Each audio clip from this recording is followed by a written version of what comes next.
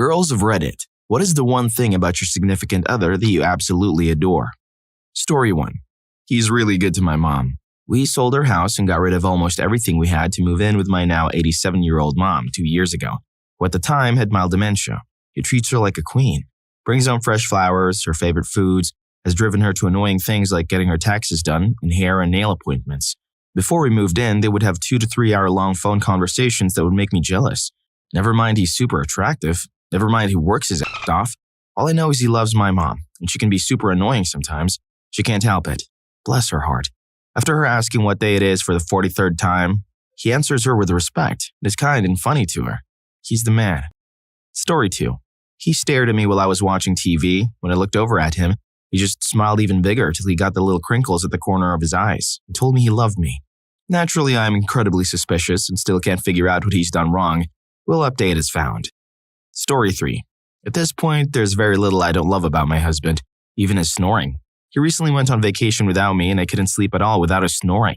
We have a lot of animals, so we vacation separately. The one thing I love and have always loved since day one is his smell. He's a man of very few words and he's not naturally affectionate, but when he hugs me, it smells like safety and comfort. Even after a long day at work, I love the way he smells. Story 4. When he sleeps, he'll sleep talk about how much he loves me. You can ask him any question and he will answer honestly. He will pull me to him in the middle of the night.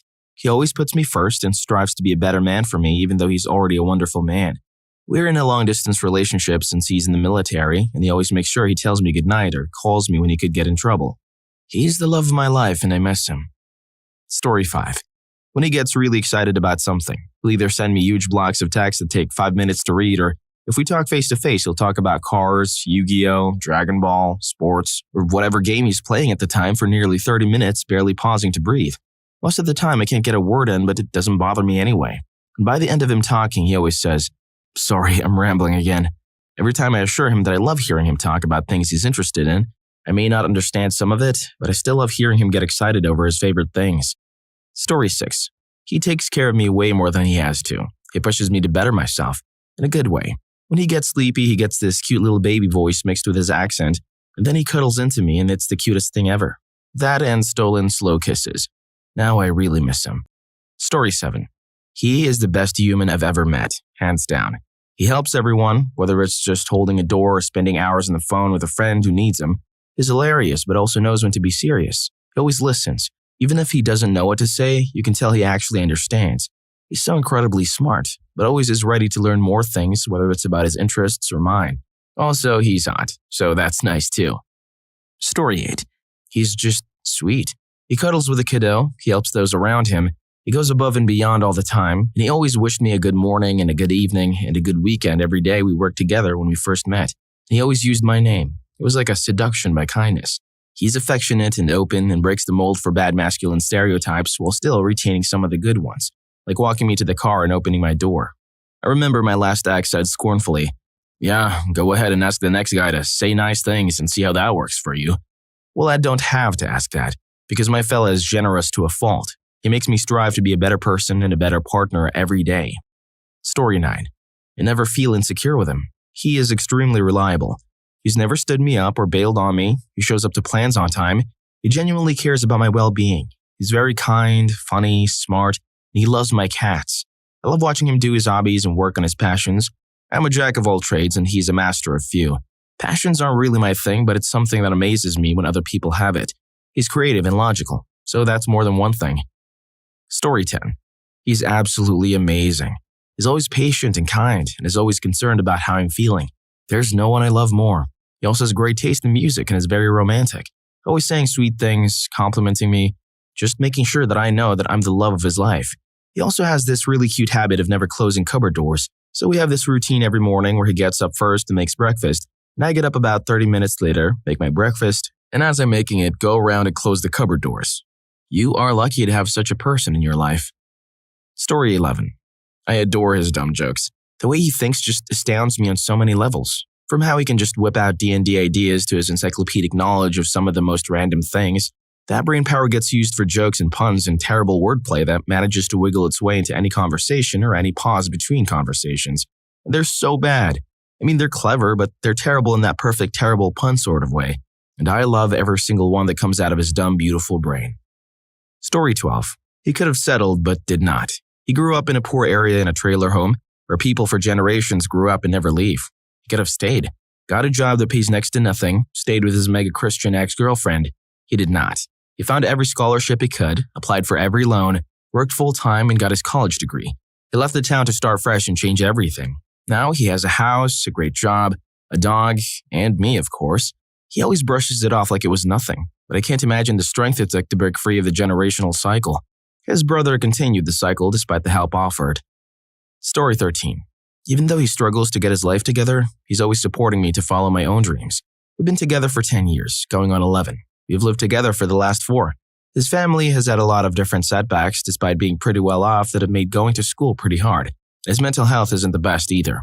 I'll leave his physical health out of the discussion entirely, but he's basically a collection of medical problems shambling around in a very, very pretty skin suit. There have been times where I've had to literally put him back together because of severe joint problems. Through all this, he supported me through graduate school by working his ass off at a soul-sucking hole of a sandwich shop, which he finally quit last year when I got my first real job. I never would have had the guts to enter this field, psychology, counseling, and social work, without his support. My family kept pushing the doctor and vet routes because I loved science and biology as a kid. It was always so hard for me to speak up for myself. Growing up, it always felt like I had to do everything perfectly to justify my own existence. If I wasn't exceptional at anything I was involved with, there was a problem. They wanted spotlights, solos, and founding a nonprofit when I was 16 to 17. I'm 60% sure I developed an autoimmune disorder from the stress. I couldn't be flawed. I couldn't let the cracks show. Anything that wasn't 100% positive emotion was overreacting, so I couldn't trust my own feelings. My parents weren't bad by any means. They had their own hang-ups from childhood, and I think they overcorrected with me because I'm the oldest. But it was important for me to have someone I can be vulnerable and flawed with. He's also very attractive, and this is great when we do have it. But I don't have any other experiences to compare to. I'd never actually been attracted to another person before on this level. I thought people, both guys and girls, were cute, but had never met someone I had such powerful chemistry with before. Even before we were dating, it was palpable, and all our friends knew we were going to at least go out for a while. Story 14. He always makes sure I'm smiling and that I'm okay. He asks whether I've eaten breakfast. Most of the time I forget to eat because I'm so busy with school and stuff. He's on the basketball team and eats a lot more than I do. He has an amazing smile. He's lovely to me and my parents. He's also very kind to my grandmother. My grandmother is 99 and he is her favorite boyfriend of mine that she's met. When it was Valentine's Day, he got me a single red rose and Lindt chocolates. Whenever I'm sad because of my toxic ex-friends, he comes over and we watch the Netflix shows we always watch together. We've been dating for nearly a year and I love him very much. We were born 4 months apart. He's just turned 16 and I'm turning 16 in 3 months. It's exciting for both of us, as we're graduating high school late next year.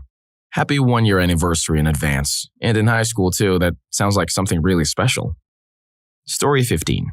He has been through some very dark stuff, like losing most of his immediate family one after another to tragic circumstances. He has every right to be angry and bitter. Instead, he chooses to be happy, makes jokes, plays the clown. He's a lot better prepared emotionally than I am if things ever go horribly wrong. I appreciate that strength. Pass on my appreciation to your significant other. It takes guts and lots of mental strength to go through it with a straight face and a clear mind. Story 16. Since we got together, I always tease him. You're the sweetest boy I've ever met. And after 12 years of marriage, he still is. He's just kind. He's always willing to help people, whether it's a family member, a friend, or a total stranger. He's not a pushover. He just genuinely wants to help people. He's always been this way. He'll do little things like taking my car and filling it up with gas and not even saying anything. I'll just discover it when I get in the car. When I used to have to get up for work at 4 a.m., he'd sneak outside while I was getting ready, warm up the car, and put a coffee cup in it. And he's appreciative of things I do too. He tells me thank you all the time, even the smallest things. One time I took the garbage out and he saw me doing it on the doorbell cam and texted me thanks. He literally tells me, I appreciate you. He does stuff like brag about me to his friends. It's so cute. Then 3 years ago, I was diagnosed with an autoimmune disease and he's been incredible ever since. He's been with me through getting sick, being in agonizing pain, being on medication that made me swell up like a balloon. Medication that made my hair fall out. Not completely, and I have a ton of hair so it's not super noticeable, but it's devastating to me. And all he wanted was for me to get better. Now since I'm at a higher risk with coronavirus, he's doing all the grocery shopping. He doesn't want me going out and doing it. He gets supplies for my elderly mom and drops them off at her house. He drops off supplies for his parents. He'll be like, let's FaceTime your mom so she's not so lonely. He's just wonderful. Story 17. How he rambles on and on about car parts and other car things. He's a mechanic and a rally driver, and half the time I can't understand a word of it, but it's so cute when he gets all excited or tries to teach me useful stuff. I also like watching him drive. Story 18. He listens, actually listens. When I ramble on about my day, he listens, asks questions, laughs at the funny parts, and follows up the next day. He knows the names of the students who drive me crazy, though he sometimes sides with the students. He's just the best listener I've ever met. Story 19. He really wants to take care of me, mentally and physically. It's amazing to be supported and to have someone that focused on making sure I'm happy. I absolutely love it. On top of that, he makes me feel really beautiful. With past relationships, I never felt quite this way. I catch glimpses of myself in the mirror lately and I catch myself thinking, damn, I look cute. I haven't felt that way in a long time. He makes me feel so good about myself. So even when he's not around, I notice that for days after we spend time together, I like myself more. I like how my body looks more, how my face looks without makeup, stuff like that. It's such a wonderful feeling. Story 20. When we first met, he told me he didn't really like cats, which was a bit of a bummer because I'm a cat person. Even so, when we got our own place, he said absolutely my childhood cat goes with us. He wouldn't dream of separating us. We have since gone 2 more and he's absolutely a cat person, even if he still won't admit it. All 3 of them adore him, and he adores them right back. It's really heartwarming to see him pick up and cradle and coo the kitten. He so obviously adores her. He's worried that he's going to be a bad dad whenever we get around to having children, but I'm completely confident he'll be amazing. There really is a loving, caring, soft-hearted kind man under his gruff appearance. Story 21. No matter how long it's been since I've seen him, he's always excited to see me. His face lights up and he wraps himself around me until I tell him to let go. But even then, he still whines about it. Plus, he tells hilarious puns, even when I roll my eyes at him. That's the best part, rolling your eyes, the reasons for his puns. Story 22. He's a total dork. We both admit this, but he can rap with Crazy Bone and DMX like the best of them. It's the cutest thing watching him act like a thug for 4 minutes. Story 23. We can mess around without getting offended. We call each other some rude names that look terrible to outsiders, but it's all in good fun. We can also call each other bro without it being weird. Story 24. He's so freaking sweet. When I first started hanging out in his room just as friends, we'd sit on his bed and sometimes I'd fake gasp or faint and fall backwards toward the door, of course planning to catch myself. He'd always catch me. One time he threw a pillow at me. I said, ow! And he immediately asked if I was okay. He's just so freaking adorable. Gives the best hugs, plays League with me even though he hates the game, knows so much about things I don't, but is overall such a great person. I'd love to have a friend like him even if we weren't dating, but of course I prefer it this way. Just wish he'd let me pay more because I'm starting to feel really, really guilty about it. This is far more than one thing now, but he's so honest. He hasn't said I love you yet, we haven't dated for long, because he thinks it isn't like that yet, but he says, you make me happy and you make me smile. It's nice to hear that, because that's enough for now, and I'd rather hear a real assessment of how he feels than something fake and pretty. Also, when I'm busy with studying RSOs, he's very supportive about me not having time to see him.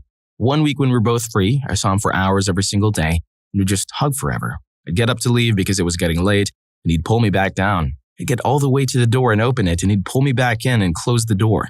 It's nice to know that you're wanted, especially because we normally don't have much time to see each other, and I'm honestly a pretty insecure person. I just like pretty much everything about him, and wish we weren't on lockdown so I could see him again. Story 25. The night before, he grabbed a baked potato and just bit into it whole, no butter or cheese or anything. Then he did some dance in front of me while I was on the couch and accidentally dropped a bunch of potato crumbs on me. He really is my bae.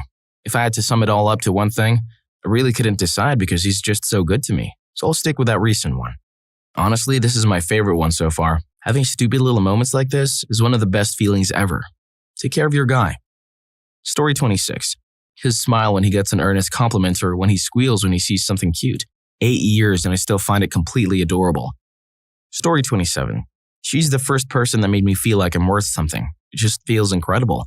The moment you realize that you may be of use or significant to someone, a new fire lights up inside of you. The dormant passions lights up. Life gets a whole new meaning and there's a gush of energy running through your body. Love this feeling. Story 28. He's just the sweetest. He insists he isn't very sensitive or sweet, but he's very aware of my feelings, like apologizing for harmless jokes. So cute. That and he's so cuddly. Story 29. God, I think it'd be easier to ask what I don't adore about him. I like how soft he is with me, if that makes sense. He holds my hand gently, rubs my arm, tells me I'm cute every couple of minutes. He makes me feel like a kitten. Story 30. Just him in general. I just absolutely love all of what he is. Are there small flaws we all have? Yeah, no one is perfect or everything would be boring, but the way he smiles, the way he gets embarrassed, the way he looks down and pouts when he doesn't want to admit something. The times he's always thinking about my feelings and thoughts about things rather than whether they are important in the matter or not, or how he will burst into a laugh and try to hold it in when I make a funny comment in a super serious moment. He's so respectful towards everyone, and I absolutely love my darling. He's everything and so much more I could have ever dreamed for. Story 31. He's really good at verbally making me feel better when I'm having a bad day.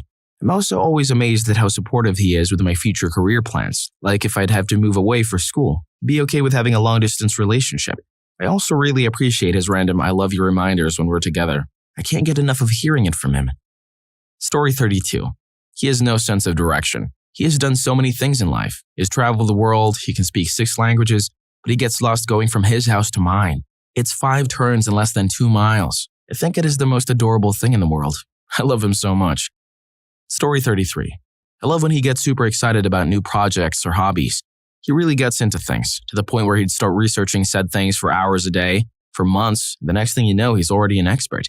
At least in a non-expert's eye. I'm not an expert in any of the things he's pursued, and he can talk about whatever it is for hours if you don't stop him. The amount of knowledge he can pack into his brain is incredible. It just amazes me. He's a man who cannot miss a single moment in life. Also, the way he defends himself when we play fight. He balls up and turns into a turtle. It's adorable. He knows I can take him down. Story 34. He is so much more than I could have ever hoped for. He's an amazing cook, and he helps me with the handy stuff around the house. He loves Snuggles as much as I do. He loves our cat. He wants to share his hobbies with me, and I love sharing mine with him. We have so many laughs together, and fits of giggling because we're both so in love with each other. Every day when he comes home, I am giddy. He communicates with me when things get hard, and we talk through any issues that come up. The openness we have is so crucial to a relationship, and he's here for me. If I'm having a tough day, he gives me space, and then comes to check on me and talks me through it. I do the same for him when needed. We didn't know at first how to help the other or do what they needed. That took time and discussion, but we learned together and now know how to help each other. He's taller than I am. I'm already 5'10", and he has gorgeous curly red hair and beautiful blue eyes. His smile knocks me off my feet, and his eyes are incredibly kind.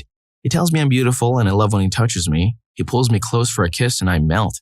He loves listening to me sing in the car and will turn up the songs he knows I love so I can sing them louder. He loves my laugh and when I lay my head on his neck. We snuggle up before sleep and snuggle when we wake up. When we started dating, I finally really understood what love was. It was such an odd epiphany. Like, ooh, this is what that feels like. And I just knew. He was absolutely made for me, and every minute I spend with him is the best minute of my life. Relationships aren't easy, but everything life has to throw our way, I want to do with him. Women. What are some things that make a man insanely attractive but they don't realize? Attentiveness was something I noticed with my husband right away. Little things like I made a face of discomfort so he traded me spots when sitting in comfortable chairs, or I'd said earlier that day to no one in particular I would love a yoo-hoo and he picked me one up. The thing that really made me fall for him though is he's like this with everyone. Strangers, family, friends, seriously, everyone. They've been together almost 10 years and married for almost 8 and he still does this, so I know it's not just to win me over, lol. This behavior has also begun to carry over to my 4-year-old daughter who the other day noticed me rubbing my lower back, grimacing in pain. I'm almost 9 months pregnant, and she ran and grabbed my back massager without me realizing and started rubbing my back with it. Oh, that is so sweet. Story 2. Husband and I were driving. The car in front of us stalled out in the intersection. Traffic was starting to back up. Husband sighed, put the car in park, walked to the stalled car and pointed at random cars with dudes in them, and the dudes all got out. They didn't say anything, they just all knew it was time to push a car. Husband talked to the driver of the stalled car. She was shaking, just a teenager. Probably the first time this happened to her. He motioned her to the sidewalk. Another dude got out of his car and steered the non-working one, while husband and the other dudes pushed the stalled car up half a block to the gas station. Dude shook all the other dudes' hands. Teenage girl was still shaking, but obviously relieved her car wasn't in the middle of the intersection anymore. All the dudes returned safely to their cars. I gotta lie, it was super hot to see my husband just help like that. Tried to have intimacy with him that night, but turns out he threw out his back pushing the car. He was still hot doing it though. Story 3. Physically, just be really big and soft and warm and squishy.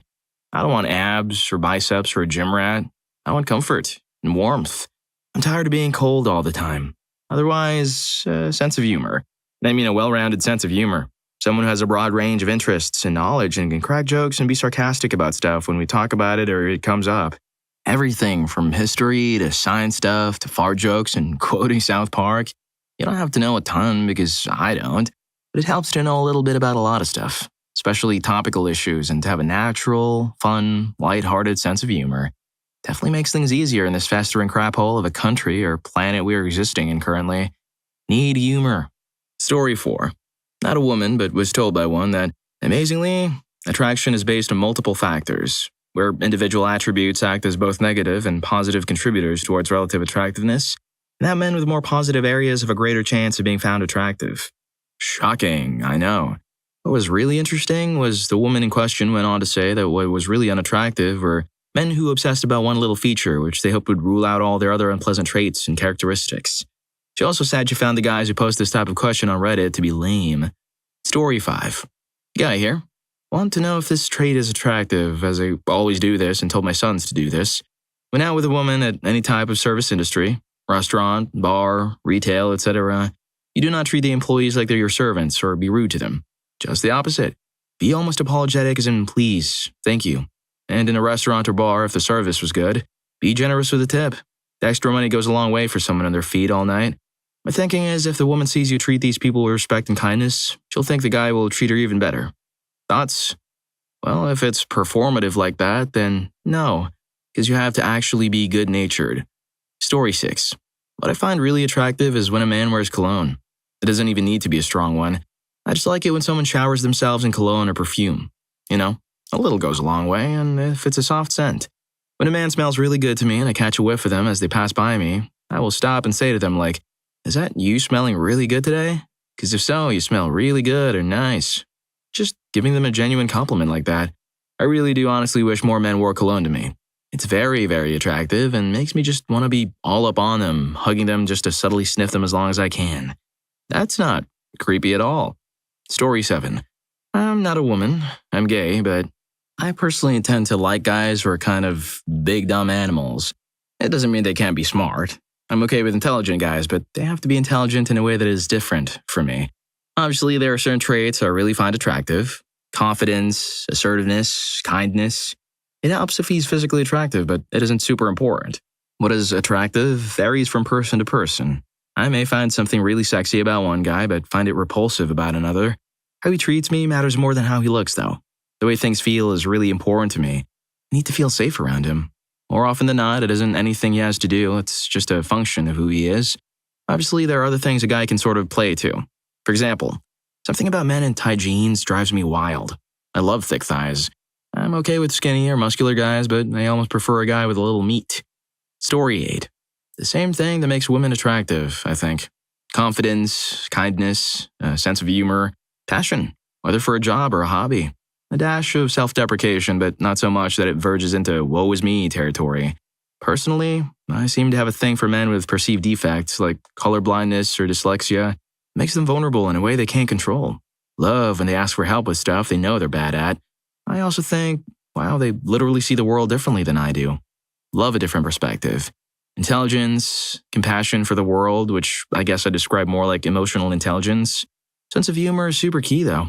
It really goes a long way. Story 9. I'm 8 months with a rainbow baby. My shirts don't fit me anymore. I look like Winnie the Pooh, and I'm constantly whimpering because my body hurts. My self-care has plummeted because I just don't have the energy to do all the little things I did before to make myself look or feel confident. But this man, he tells me I'm the most beautiful woman he's ever seen at least 3 times a day. He's always giving me shoulder rubs, rubbing my back to help me sleep. He falls asleep with his hand on my belly. His face lights up every time he feels our sun kick. Every time I ask him, are you ready for baby? His first response is, I'm so excited to hold him. I can't wait to meet him. It makes me feel loved and special, even when I feel like Shrek. I randomly cry because I've never been loved this way, and he's so consistent with it. It makes my heart so happy. I'm gonna marry this man, and I'll do anything to keep him happy. Well, congratulations. Story 10. This might sound basic, but when he is a gentleman, I don't know what exactly about this makes it so attractive, but it just makes my drop when a man is a gentleman. Nothing too complicated, just simple gestures like holding doors and walking me back home, etc. That's not a secret that men are physically more powerful. When a guy is a gentleman, it makes me feel more safe and respected around him. It indicates that he's caring and paying attention to small details to make me feel more comfortable with his presence. I think that's very charming. I know some girls find it cringy or even misogynistic, but honestly, I find it very attentive and sweet. Story 11. Cleanliness before or during intimacy, and just recognizing that if they don't care about it, that it means I get days of pain. It's a really little gesture during a very intimate part of life, but it means a lot, and it is very hot to know that they think about those things. Also not as wholesome, but strength. Not like a bodybuilder or a gym body, but I'm not a petite girl and I like to be picked up without feeling weird. Also not caring about being dirty or uncomfortable when outside doing things.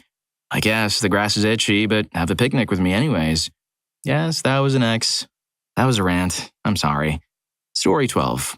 Love it when someone pays attention. So if you're doing something, they can preempt the next step because they've been watching. I find that ridiculously attractive. Other things include a bit of vulnerability. Not so it always needs to be about them, but they can talk about how they feel and what they need. Knowing about wire. That's a bit niche, but I found it really interesting.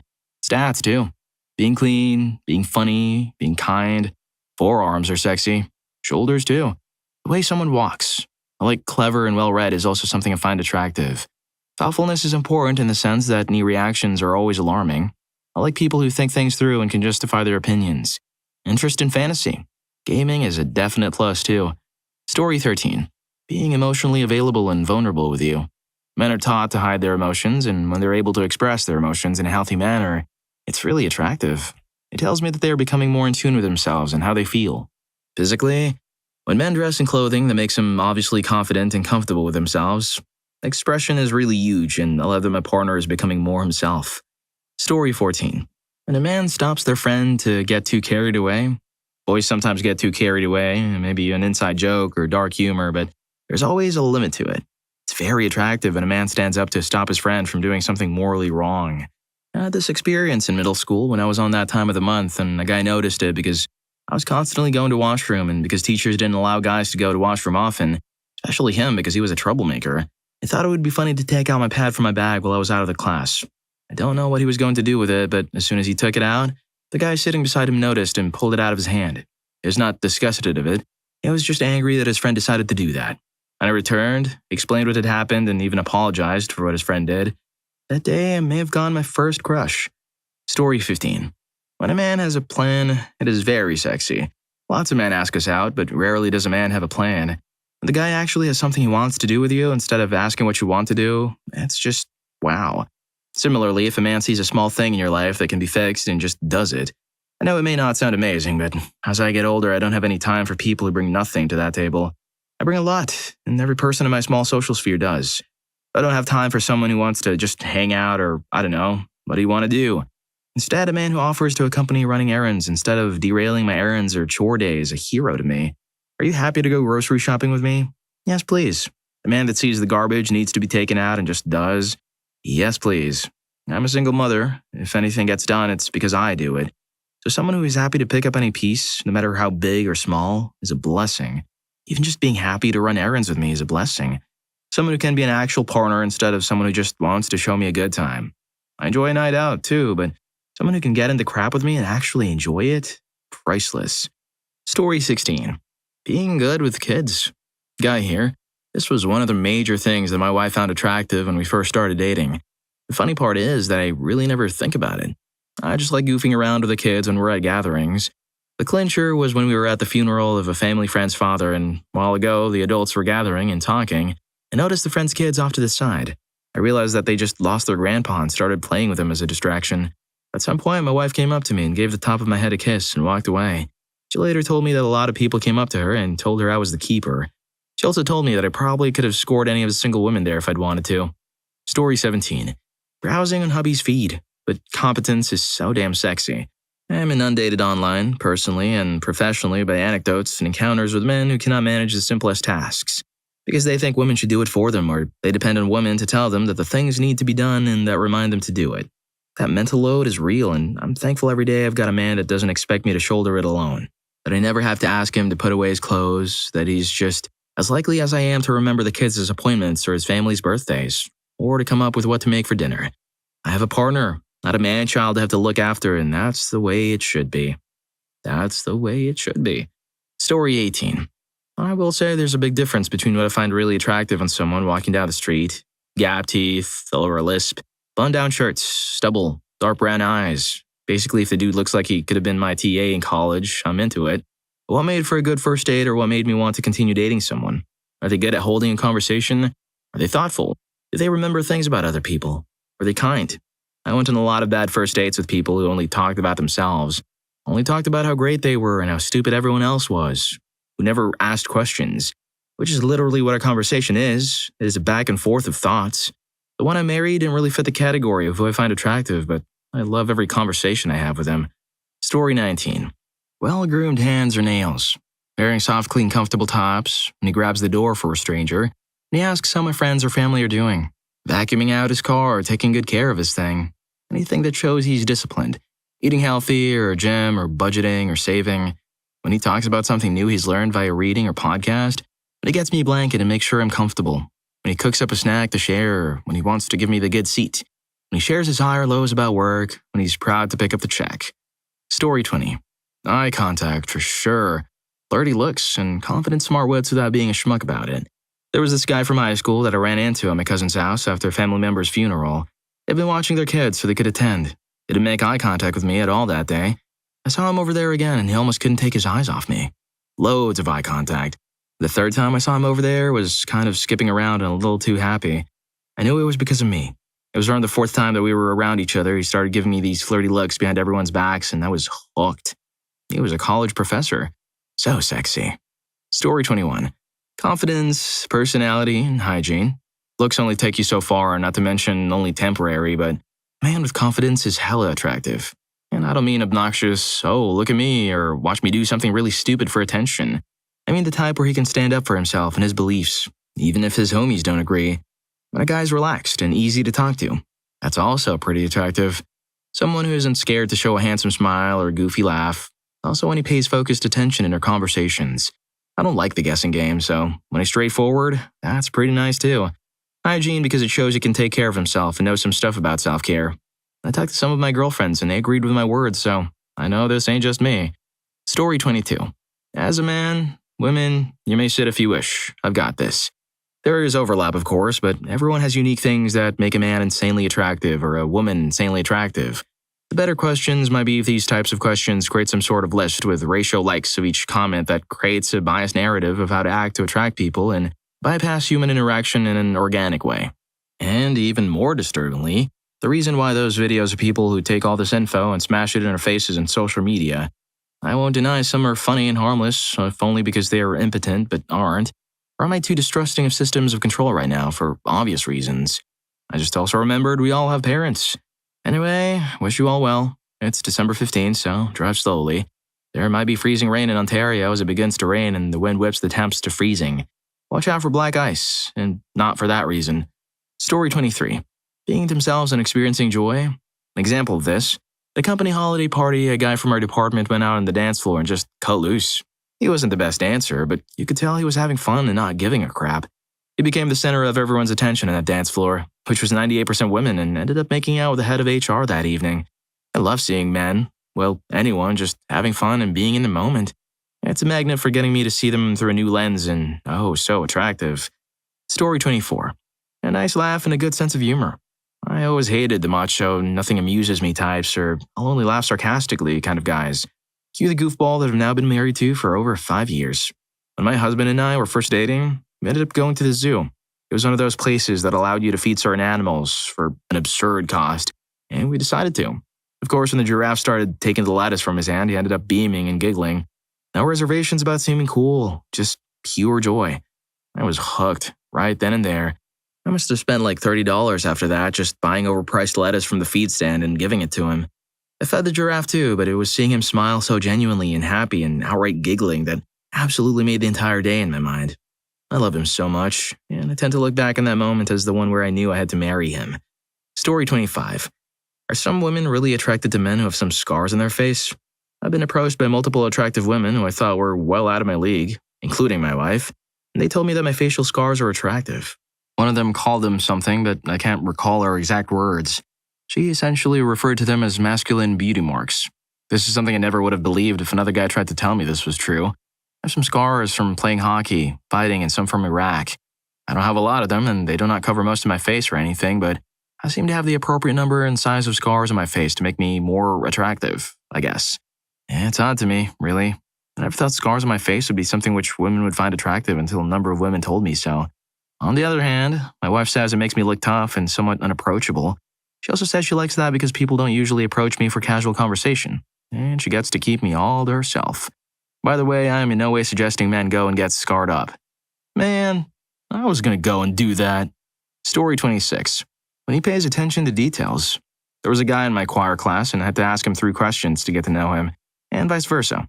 He had to ask me what my favorite holiday was and what made that holiday my favorite. As I was listing the things, which were red sweaters and a big fireplace with a warm drink. So, obviously Christmas. I realized he was paying attention.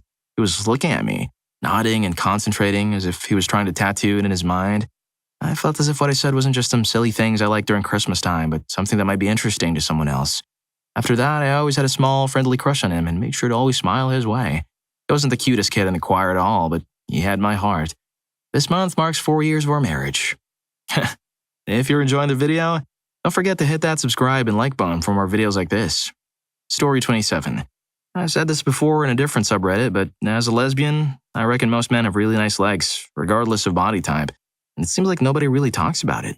Short shorts on men are basically cultural where I am, and I'm certainly not complaining. As a so-called fashionista, stubbies are the most flattering style in men in my opinion. And while this one is generally unisex, being able to swallow your pride. If you can't poke fun at yourself, I don't want to know ya. Nothing is sexier than humility, genuine grace, and patience with others, especially in the face of unrelenting negativity. It just translates to downright cool. Story 28. Being happy and unironically enjoying things. The nerds or good guys who think they can't get a woman because of their interests or whatever are actually the ones who are very judgy. Look for things to complain about, etc.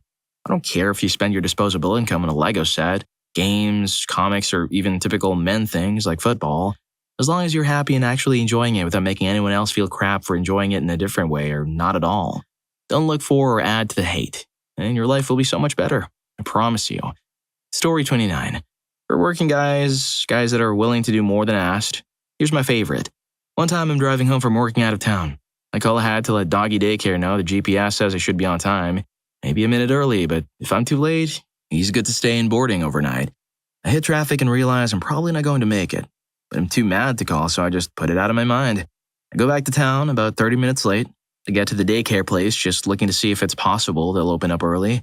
The guy I spoke to, who I'd talked with enough to be considered friendly with him, is in the parking lot with my dog on a long leash, throwing a bone for him to go fetch. He'd been there since they closed and was going to call me after an hour to actually bring my pup to me. They definitely don't do that with anyone else's. But I've been going there for so long and we knew each other well and he knows my dog. It was a very cool thing. Worst comes to worst, he could have put my dog in boarding after an hour if he couldn't reach me. Story 30. My boyfriend is very protective of women in a quiet, understated way. Before I started dating him, I was very impressed by the amount of mutual female acquaintances that raved about how safe he is. Regardless of age, attractiveness, or relationship status, if he's out with the girlies and one looks uncomfortable, he quietly steps up and ensures she's all right. It doesn't bluster or chest bump people in a showy way. He just makes his presence known. He doesn't cling or hover. He encourages me to get out with my girlies, but he always makes sure we're protected. He doesn't give a crap if we go out alone at 1 a.m. He sat near his phone, watching Endor, ready to show up if we call for backup. His protection is not a self-centered ego trip. He supplies me with weapons, pepper spray, stun guns, and handmade belts with heavy buckles to use as weapons. He makes me leather bracelets with steel studs that I can use as knuckles. He empowers the women around him to speak their minds and stand up for themselves. The combined feeling of being empowered and protected is incredibly attractive to me. I got a taste of that feeling early on and decided I had to have him. Also, chest hair. All jokes on you, he's just making an army. Story 31. One of the things I like to do on occasion for my partner is to sneakily put a bath towel into the dryer with infused wool dryer balls when I hear a shower turn on. After 6 to 8 minutes, I place it on the towel bar just inside the bathroom door. It's so comfy and infused with essential oils. Veda Lang Lang, which he loves. I also put a love note in with his homemade lunch every day.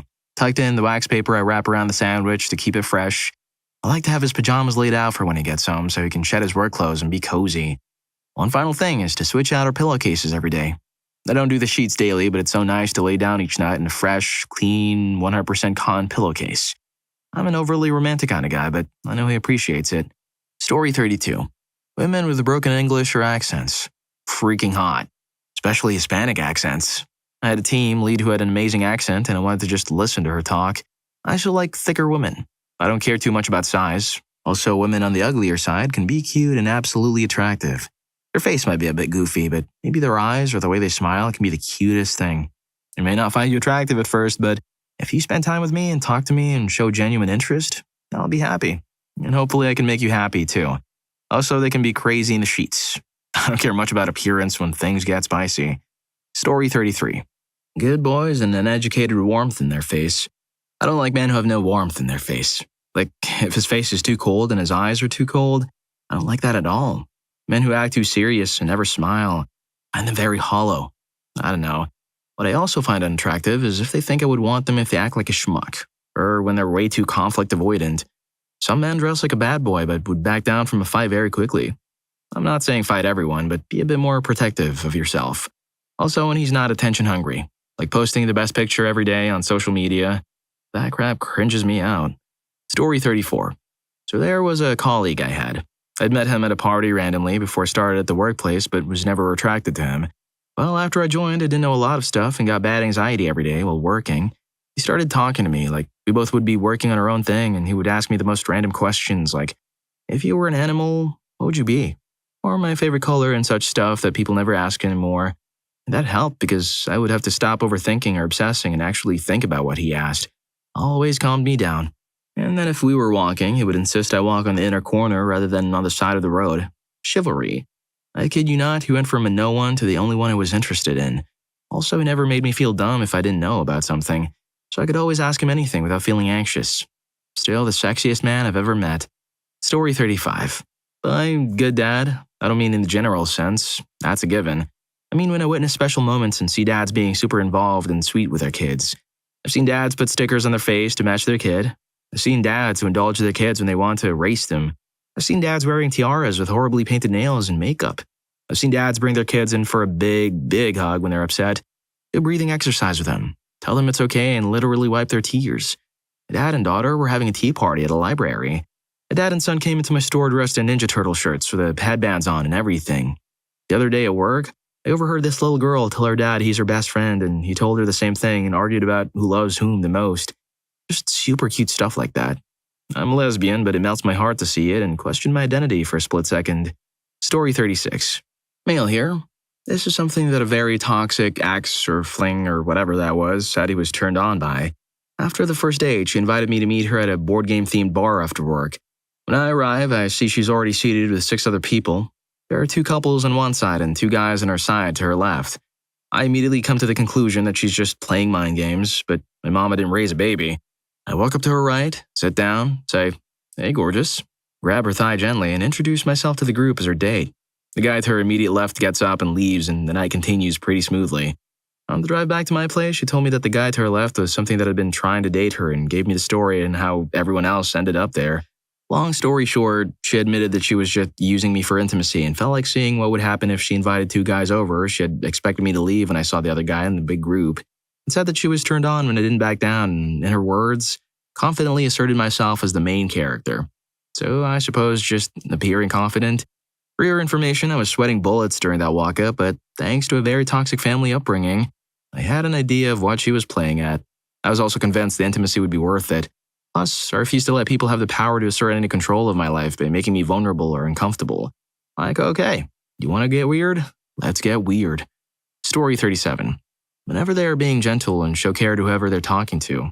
Recently, my dentist was talking in a very gentle tone, assuring me that it's all fine and I found it very sexy. Another, when my accounting teacher saw me solving a problem in a hurry while I looked drained from flu and shaking from weakness, he came to me and said, "It's okay. Take it easy. There's no rush." To actually hear it from a very handsome man who's so blunt with words and has never waited for any student if they got slow in solving, it was such a big deal to me. My heart just melted from his words. Story 38. Now, I'm a gay guy, so maybe this is different, but it's really nice to see my taller, stronger, tougher, and more masculine boyfriend being feminine, being vulnerable or open or compassionate. Something as small as when he was tired and we were out in public and he laid his head down on my thighs and fell asleep. Or when I get to be the big spoon and cuddle him closer, literally tugging him up against me and he sort of just melts into the feeling. And something as big as him showing the cutest side of him by gushing about how much he loves his dad or how much he adores dogs or how much he wants to have kids in the future. And it's nice to see him as a person, not as tough, strong macho man, but just a guy. He grew up with this very masculine, dangerous, controlling environment due to inner city drama in one of the most dangerous cities in America, so sometimes it seems like he doesn't know how to be vulnerable. But when he can and does, and he feels safe to do that with me, it's really sweet and super attractive. My heart still kind of hurts when I accidentally said something rude. I apologized. He said, "It's okay. I can take it." When I told him that he shouldn't have to endure pain with someone he's supposed to trust, he just went, "Oh," like that didn't even cross his mind. Story 39. Fixing and tinkering with things. Showing any sort of skill without bragging and boasting. Reading books. Not being a hateful schmuck. Keeping a cool head even when they deal with ignorant schmucks. Smiling and making other people smile. Kindness towards animals. Responsibility. Being trustworthy. Self-reflection.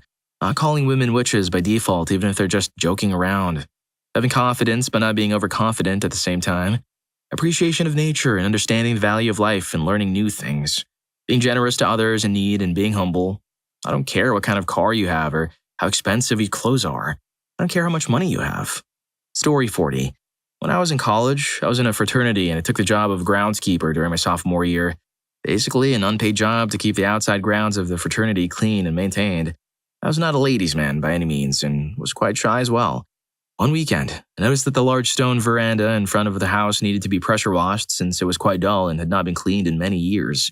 So I got a pressure washer and started doing work. To this day, I've never received so much positive attention from women.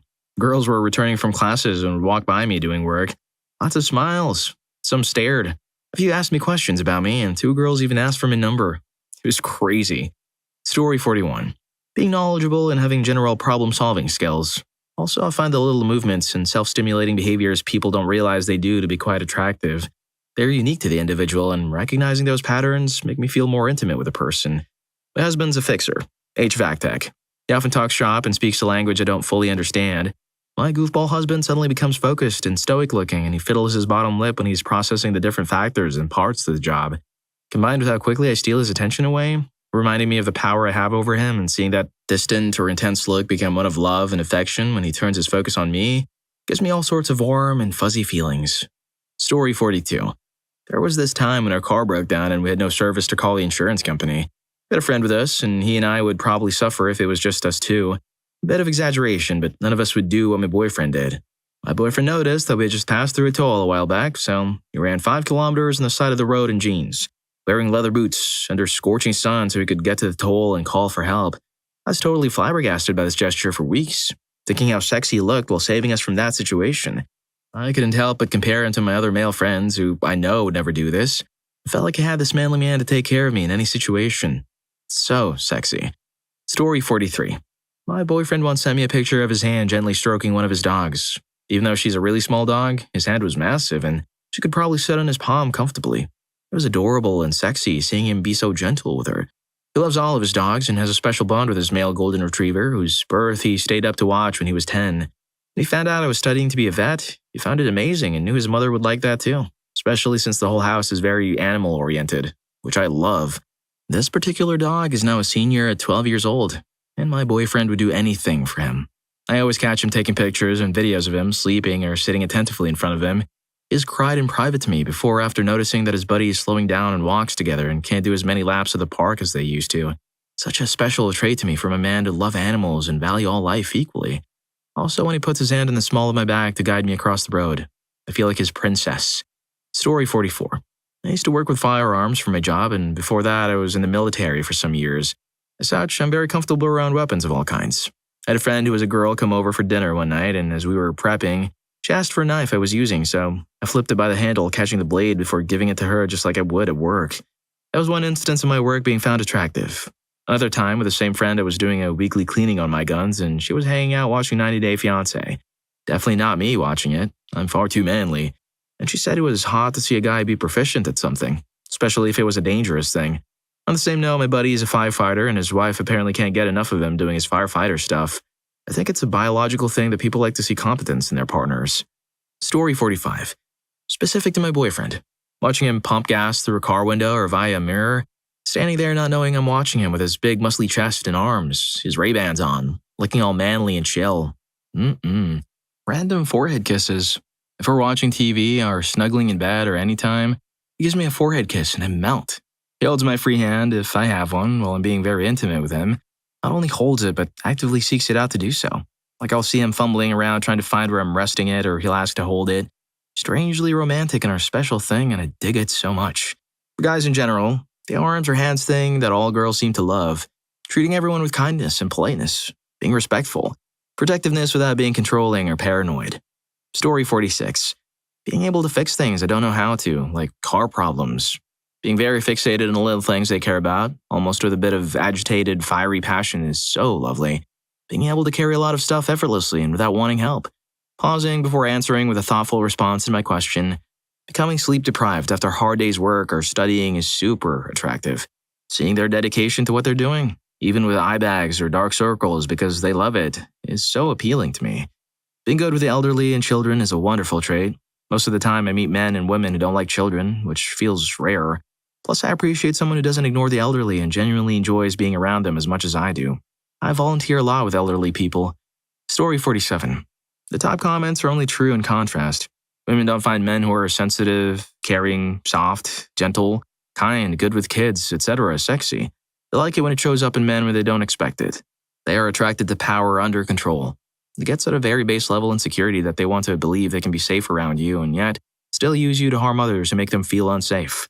Nobody's going to like you because you helped a little turtle cross the road, but a surprising amount of them will be if you want a fist fight with some guy at a gas station earlier that day while she was screaming at you to stop. Don't become sexy to 90% of women. Women who do that are for the streets, and so are the men. Just like foolish men think they want a woman who is exciting, but they really need a woman who brings peace. Foolish women think they want a man who is dangerous but nice to me, but actually, they need a man who is dependable and doesn't quit. So, how many girlfriends have you had? Story 48. Things my husband does that I secretly love. Talk spreadsheets. Okay, he knows about this one. Sexy brain is a thing. Come inside all hot and sweaty after doing yard work. There's a desk job, so it's not a common occurrence to see him looking hot after manual labor. Small touches when I'm, for example, cooking in the kitchen. Even better, the very few and far between times he will distract me for a dance. Exercise. I love finding him in the gym in the middle of an intense workout. Girls, how do you know when a guy is genuinely good and not just trying to get some? When they give you exactly what you told them you wanted. When I met my now husband, I wanted to date and said we should just hang out. It was cool with that, and we just hung out. Then he got really intoxicated at a party and told me he really liked me a lot, and I got all embarrassed and kind of shunned him for the night.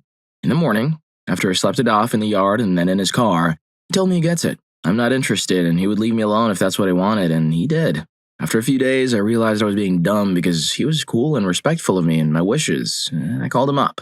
We took it slow, at first, but I eventually was the one to take it to the next level because he left that up to me to decide. So yeah, he gave me what I said I wanted, then I didn't want that anymore. I wanted him.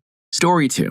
They do nice things for zero reason and refuse to accept any sort of compensation after a favor. My current boyfriend has been told by repeated sources amongst our friends group that he will become a saint when he passes away. Even before we were together, he has gone out of his way to make me feel better or help me out. He's driven me places, including a full hour-long trip to another city. He's come over with pizza when I posted it on social media I felt like crap, and has repeatedly done little things. Hugs when anyone feels down. Genuinely asking how he can help, remembering favorite flavors of soda and bringing them to meetups. That sort of thing. I've also never ever seen him angry. Not fully. Disgruntled, yes. Annoyed, yes. But never truly angry. He's learned how to control and release his anger in a way that isn't painful to himself or others. I'm so gosh darn lucky. Story 3. When he respects your personal space. So many guys try to touch you thinking it's okay, but my current boyfriend of almost 2 years, during the period right before we started dating but knew we liked each other, was still very careful not to do anything he wasn't sure I was comfortable with, even though he knew I liked him very much. During that time, he accidentally grazed my melons and was completely horrified that he had done that and wouldn't stop apologizing, even though I was laughing about it. And that's when I knew he was the one. Lol. Story 4. I'm a guy, but I'd like to pitch in what I can. To keep it short and sweet, kindness and love is being understanding and having patience. However, it's really difficult to wrap up in a simple sentence because this also really depends on you as a person. Who you are and how you feel about yourself plays a highly underrated role in this kind of equation. If you feel that you're comfortable with yourself, then you will find that your common sense will be all you need to help you in this situation. Otherwise, if you have difficulties with distinguishing this kind of thing, then I would wholeheartedly advise you to tread as carefully as you can. Don't be afraid to take it easy and listen to your doubts.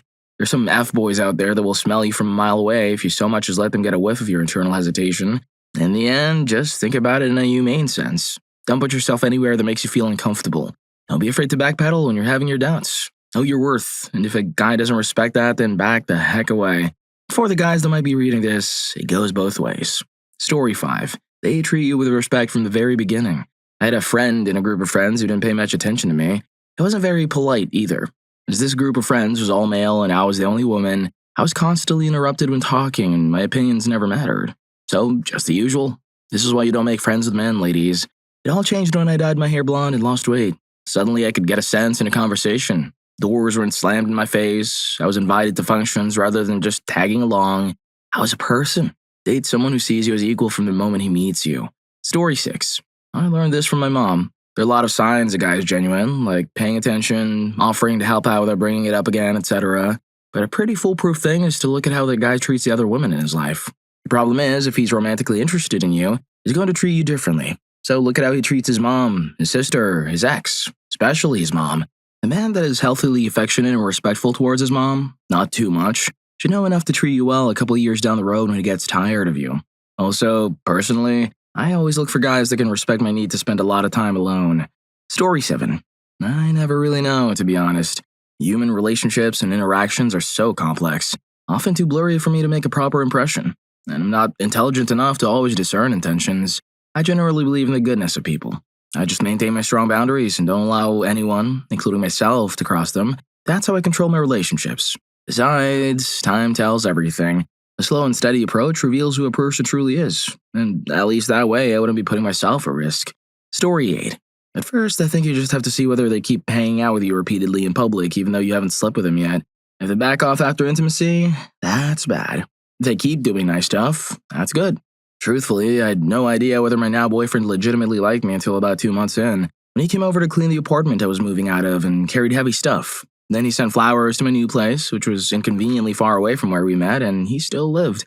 He was very quiet and nonchalant for quite a while, but he just kept showing up. He was also like the only human being my dog liked right away. This surprised me because my dog is small and insecure and my boyfriend is large, but they just vibed. Story 9. But he takes no for an answer. No means no isn't just an intimacy thing. Some guys will needle and whine you to go to a party or a movie with them when you've already said you're not free, or try to make you feel bad for having other plans. That's a big red flag when you say, no, they hear convince me. If you cancel a plan with someone because of unforeseen consequences and they're bummed but say, I understand, that's a genuinely good guy. If they say, but you promised, I can't believe you're doing this to me, they feel entitled to you. Story 10. Not very easy to know in the beginning. In my opinion, it takes time to really know if someone is nice. I knew my now husband was a nice guy when I told him straight off the bat that I wasn't ready for any kind of intimate relations, and that must have helped him too because he seemed relieved. When things seemed to be getting a little too heavy, we would stop each other and just try and calm things down a bit. I have to admit, the first time he stopped me, I realized I meant more to him than intimacy. It took us 6 whole years of dating before we had actual intimacy. Besides that, though, he listened. Truly listened to everything I said. He remembered dates, appointments, even sometimes remembered things I completely forgot myself. He would also give me tiny gifts just because they reminded him of me, and often just do small things that just made him so special. He still does these things, 11 plus years later. Story 11. In my case, my now husband and I were friends for a few years before getting together. He looked out for me when family didn't, even though I was dating other guys. He helped me get food. He paid for my dress for prom because he wanted to make sure I had some good memories. He helped me move out and find a place to live. He did all this with no expectations from me. All he asked of me was my company. We'd have lunch together or go to the park and vent about our lives, and that was enough for him. He genuinely just wanted to be a good person to me. He was in love with me, and he wanted to be able to try to be a good guy for me, but knowing that if I didn't feel the same way, that wasn't on me. So when we ended up together, it was that much better. Story 12. Good isn't the same as not trying to have intimacy with you, in my opinion.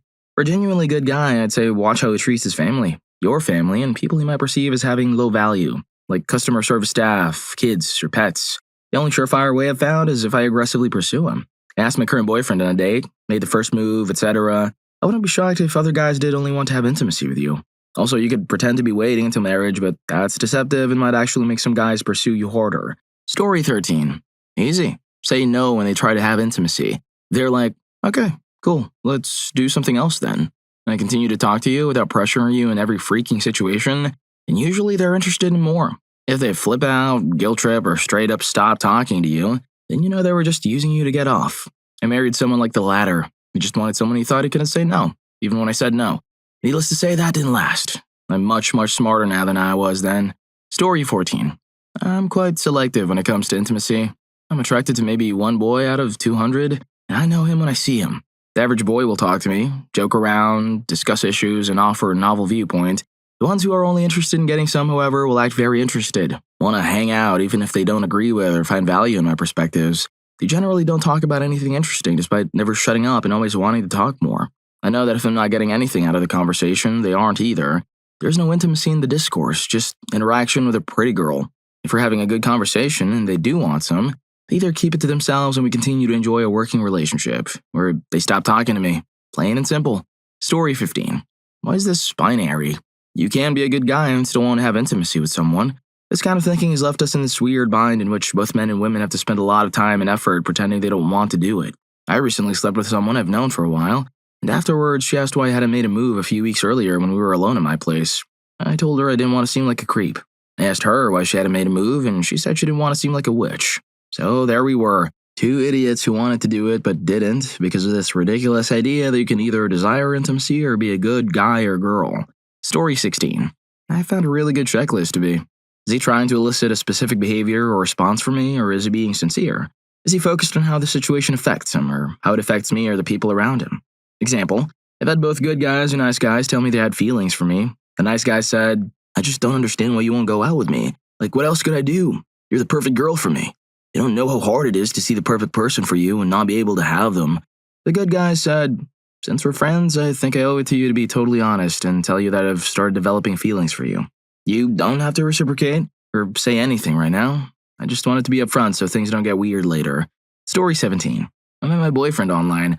When he first introduced me to his bestie told me he was literally Googling my name to check who I was who I said I was and making sure I was good enough for him. I figured if someone cared enough to do that for their friend, it's because they know their friend is a decent person. Plus, literally everyone in our friendship group online would say we were both the two nicest people in the community. Basically, if a guy is consistently mentioned as a really sweet guy by all kinds of people, it's probably well-deserved. Story 18. I'm a guy, and I've seen guys play the part of the nice guy really well just to get some. Probably the best thing you can do as a woman, in order to avoid feeling deceived into intimate relations with a guy who isn't interested in being in a relationship, is to not get physical right away. Just take it slow. Go on a few dates. If you're feeling a vibe, kissing is okay. If you sense the guy is pushing you beyond where you're comfortable going, let him know. If he persists, then he's probably more interested in intimacy than your personality. If you wait at least a couple of weeks before serious physical contact, you'll put on many, if not most, of the guys only looking for intimacy. It'll also give you an opportunity to get to know him and evaluate whether you have chemistry. Story 19. I once met a girl at an outlet mall and we got to talking for a while and eventually got late and dark. I'm kind of a shy guy, so I hesitated a bit, but I asked if she needed a ride to her car. It was dark in a big parking lot, so even though I was interested in her, I also felt obligated to make sure she was safe. She actually said no because she wasn't that far, and I just followed up with if it was okay for me to at least walk her to her car, and she said yes. We got to her car, and I asked for her number, and she shyly smiled and was like, And I got the hint right away and said, I get it, it's cool. Thanks for hanging out. Have a great night. Smiled and turned to walk away. I get a few steps and I hear her open her door, but then goes, Wait. I stop and turn and joke, Nope, too late. She laughs and I walk over and we exchange numbers. We dated for 6 months, and sometime during that, well, she told me that how chill I was about being rejected made her instantly like me. Not in a pity way, she just realized I wasn't going to treat her like crap if she turned me down. Story 20. That can be a tough one because even if the guy is genuinely good and values a relationship over intimacy, sometimes paranoia can get in the way and make you think they're just a really good actor. One guy I know has been genuine and sweet and insists that he doesn't expect anything, that he just likes to spend time together, and it's probably true. But there's always some part of me that will doubt it. That's my problem, not his. Anywho, I think my short answer is, it's hard to tell. You just gotta hope they mean it. Story 21. It's hard to tell, but generally, the biggest one is effort. Someone who just wants to use you probably won't really try that hard, because this is something you can get from anyone. He'll probably invite you over to watch Netflix or something, and he won't see or interact with you unless it's completely convenient. Meanwhile, a guy who actually likes you will try. What this looks like does depend on his budget, but no matter what, He'll actually attempt to find out what you like to eat or drink or do, and then make an honest effort to show you a good time and impress you. And he will take the initiative a lot of the time. He will want to stay and talk to you, and he will try to make these things happen. You won't have to start every conversation. You won't go days and days without hearing from him. It won't be on you to plan every hangout. Again, effort. A guy who likes you will be interested in who you are as a person. He'll listen when you tell him about yourself, and he'll remember what you say. You won't shy away from personal topics that aren't related to intimacy. Someone who strictly wants to sleep with you will generally stick to small talk and talk. The guy who likes you will be patient when it comes to intimacy. If he's interested in a relationship, he'd probably prefer the intimacy element to develop at a pace everyone is comfortable with, so you have a solid foundation. A guy who just wants to sleep won't want to waste his time. He'll push the talk even when it's not clearly reciprocated. There will probably be some pressure if you don't immediately respond to his advances. Story 22. They still do nice things for you even when you're not interested in intimacy. When my depression was at its worst, I had 2 guy friends come out of the woodwork. Lots of, "Oh, let me do anything to help, I'm here for you." And when I did try to talk to them or just engage in polite conversation, the conversation turned into, "You should move on by sleeping with me." So gross. Conversely, I slept with a guy on the first date and he told me he didn't want anything serious or like a commitment. Sure, I can respect that. But he continued to fool around and I didn't expect anything of it. But he'd bring me coffee at work, comfort me on my bad days, and would take the time to hang out with my friends just because I wanted to. He was a really nice guy and treated me better than my own ex-fiancé. He treated me with respect and kindness. It helped me realize that I deserve the minimum. Story 23. This might be an odd rule of thumb, but looking back on my relationship history, I only ever thought about introducing my parents to the actual good ones. Most of the people that turned out to be bad, I never wanted my parents to meet, even if I didn't know they were bad boys at the time. So maybe somewhere deep down, a woman's intuition really does know who's a keeper and who's not. Oddly enough, my significant other, who I've been dating now for 6 years, ended up meeting my parents on our very first day because they had to run home for something and didn't think twice about asking him to come in and meet them. They were shocked, as I never brought anyone home, but I must have known somewhere deep down that he would be around for a while. Story 24. I think all of my relationships started out as a friends with benefits ordeal, and then gradually turned into a real relationship, including my husband, but I was never into going on actual dates with guys.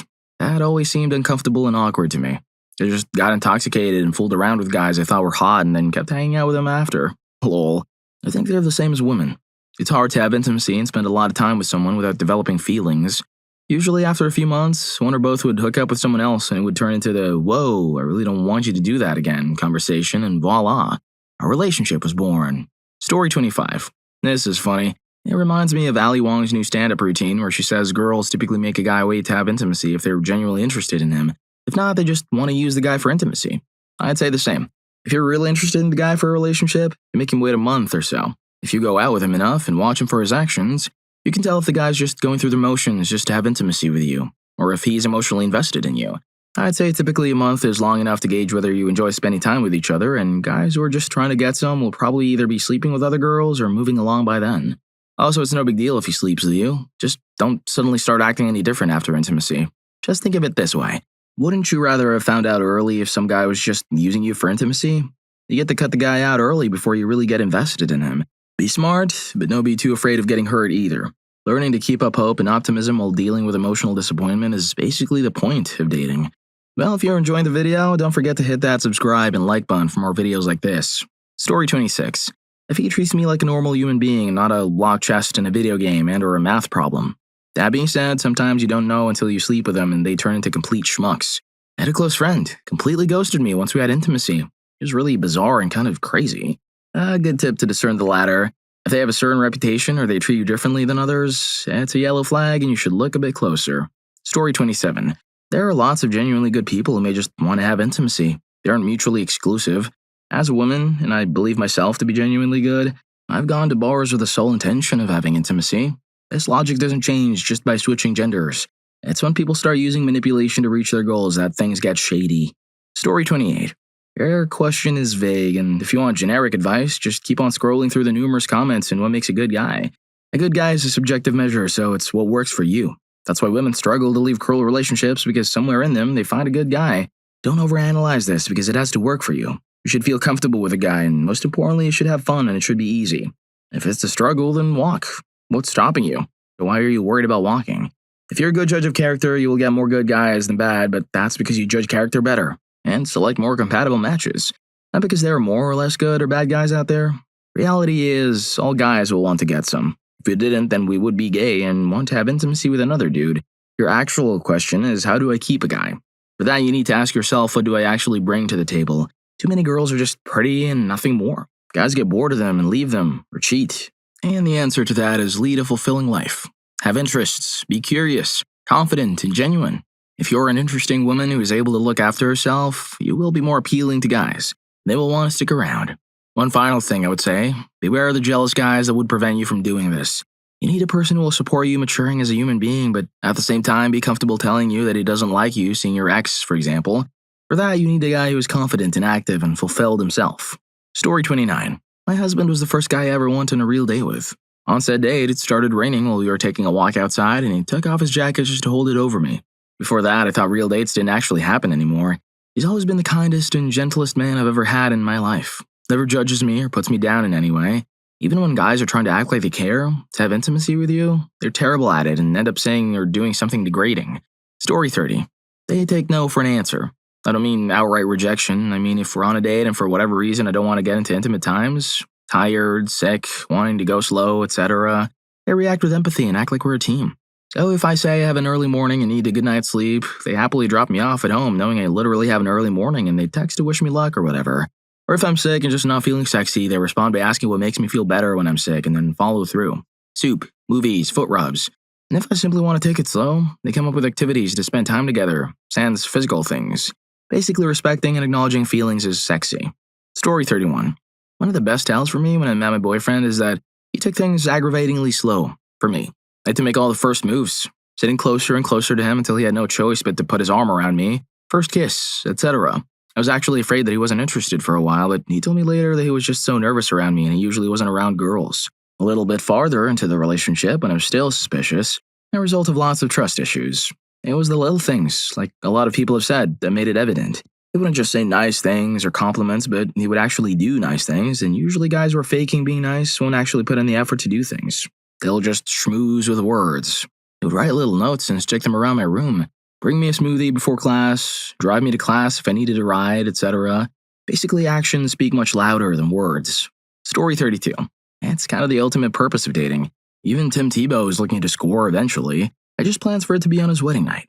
The longer he's willing to wait, the more likely it is he's genuinely good, for two reasons. First, if he wants a cheap score, he's more likely to go for the low-hanging fruit than invest an excessive amount of effort. Although a dirtbag might like the challenge, so it's not a guarantee. Second, and more important, the longer you know someone, the higher the odds they break character if they're fake. At some point, they slip up and they're busted. Story 33. I know this has been said a couple times, in a couple different ways, but for me, the biggest thing is respecting boundaries and not making you feel guilty for saying no. My boyfriend and I started purely fooling around, met online and had talked about everything we were looking forward to when we finally met. When I got to his place, I made sure to ask if he could kiss me, and continued to check in throughout the date. He instantly respected any boundaries I had, and there was no argument, no pushback, and no guilt. Another thing, he made an effort to make sure I felt safe. Before we went to his apartment, he was the one who suggested we meet in public first. This was all such a radical change from any other fooling around I had had before. Story 34. Seems interested in your ideas, calls often, is generous, polite, and seems like someone you could count on. Women know that someday they will probably have a family. Does this guy have what it takes to take up the slack? Not that every date is a marriage test, but we're searching for a certain dedication and character because in order to be serious about a man, you have to know that they can carry on if you're occupied with childbirth or want to be a stay-at-home mom for a time. Women have more to consider. There's us, and then there's future us. Story 35. When they respect you. I actually rejected my current SO first before we got together. The reason being that even though I really liked him, we lived in the same house on campus, which takes things from 0 to 100 really fast, and I wanted to take things slow. He completely respected my choice, and though understandably bummed, didn't treat me any different than before. We hung out slightly less, but we were still great friends. After a couple of weeks, I decided that I want to go all in with someone who'd 100% respect my boundaries, even if they didn't like those boundaries. Still doing great a couple of years later. Story 36. Based on anecdotal evidence, if you make your Tinder profile come off as really sweet and overly nice, while not appearing overly attractive, you'll likely end up pretty much only making friends. Guys might decide they'd rather have a video game buddy, and attracting depressed guys who just want someone to talk to. So my attempts at online dating might be some of the only ones a straight girl has made without any guys trying to have intimacy with her. Story 37. If he is interesting enough, I don't care if he wants to have intimacy with me. Jokes aside, I think if you sleep with a guy after a couple of hours or days and are still mad if he leaves you afterward, then you're kinda dumb. and I'd be hard-pressed to see the guy in question as being at fault. I don't think being a good person is necessarily tied to someone's romantic or physical interest in you, but generally speaking, you should share your hobbies with that guy and try some of his, no matter how boring or strange they seem at first. If you do that and still believe he's awesome, chances are he is genuinely good for you. If there's a difference between love at first sight and falling in love, you should always try to aim for the latter. It's stronger, safer, and more rewarding. And if he just wanted to sleep with you, at least he earned it by then, right? Story 38. You can often tell very quickly just from their demeanor. If they're always too close for comfort, making suggestive jokes, or finding excuses to be alone with you, they usually want intimacy. The biggest giveaway is finding an excuse to be in a room alone with you. It's not a natural thing to do, so once a guy does it more than once, you can usually tell it's because he just wants to get some. If a guy isn't interested in sleeping with you instantly, they'll treat you with slightly more hesitation or make it clear through their words and demeanor that they're genuinely interested in you as a person. Also, if you frequently catch a guy's eyes lingering on you, he is usually not as interested in your personality. Story 39. Obligatory, not a girl. I'm a guy, but I'm hoping I may be able to provide a useful example. When I met the love of my life, I didn't think I was good enough for her, so I decided to become her best friend instead. I loved talking to her, hanging out with her, and I would follow her into any adventure, even things I never thought I would do, because with her, I felt safe and brave. One day, she had a very unfortunate thing happen to her that I won't discuss the details of. I told her that I would be here for her, and I checked in on her several times a day. Some people might think that sounds creepy, and maybe it is, but it was important to me that she knew she wasn't alone and someone cared about her happiness. She fell in love with me that day, and now we've been together for years. Long story short, no matter male or female, to me, a genuine relationship comes from someone who makes you a better you. I wouldn't be the man I am today without her. She cares so much about me. She puts in time and effort to help me find happiness, and there's nothing more real to me. Story 40. So I started reading this and found it really interesting. I initially had a response about the original question, being a guy myself, but then started reading the debate about whether or not men care to be friends with women that are not single. I consider myself a genuinely good guy who not only does care about people, but can show it fairly well by doing exactly what many women here say they want. The little things. Despite that, I've not been very successful with women, which has led to a lack of and thus desire for intimacy. Since there are other ways of gaining intimate satisfaction that are illegal here in the good old US of A, this points me in the difficult situation of wanting into basically every girl's but also being a genuinely good guy who would in turn be opposed to a good relationship. What is the dividing line here? I don't really think it is fair to even consider these two necessarily mutually exclusive. As for men being friends with women, most guys stop showing interest when they learn that a girl is already taken because, well, for a few reasons.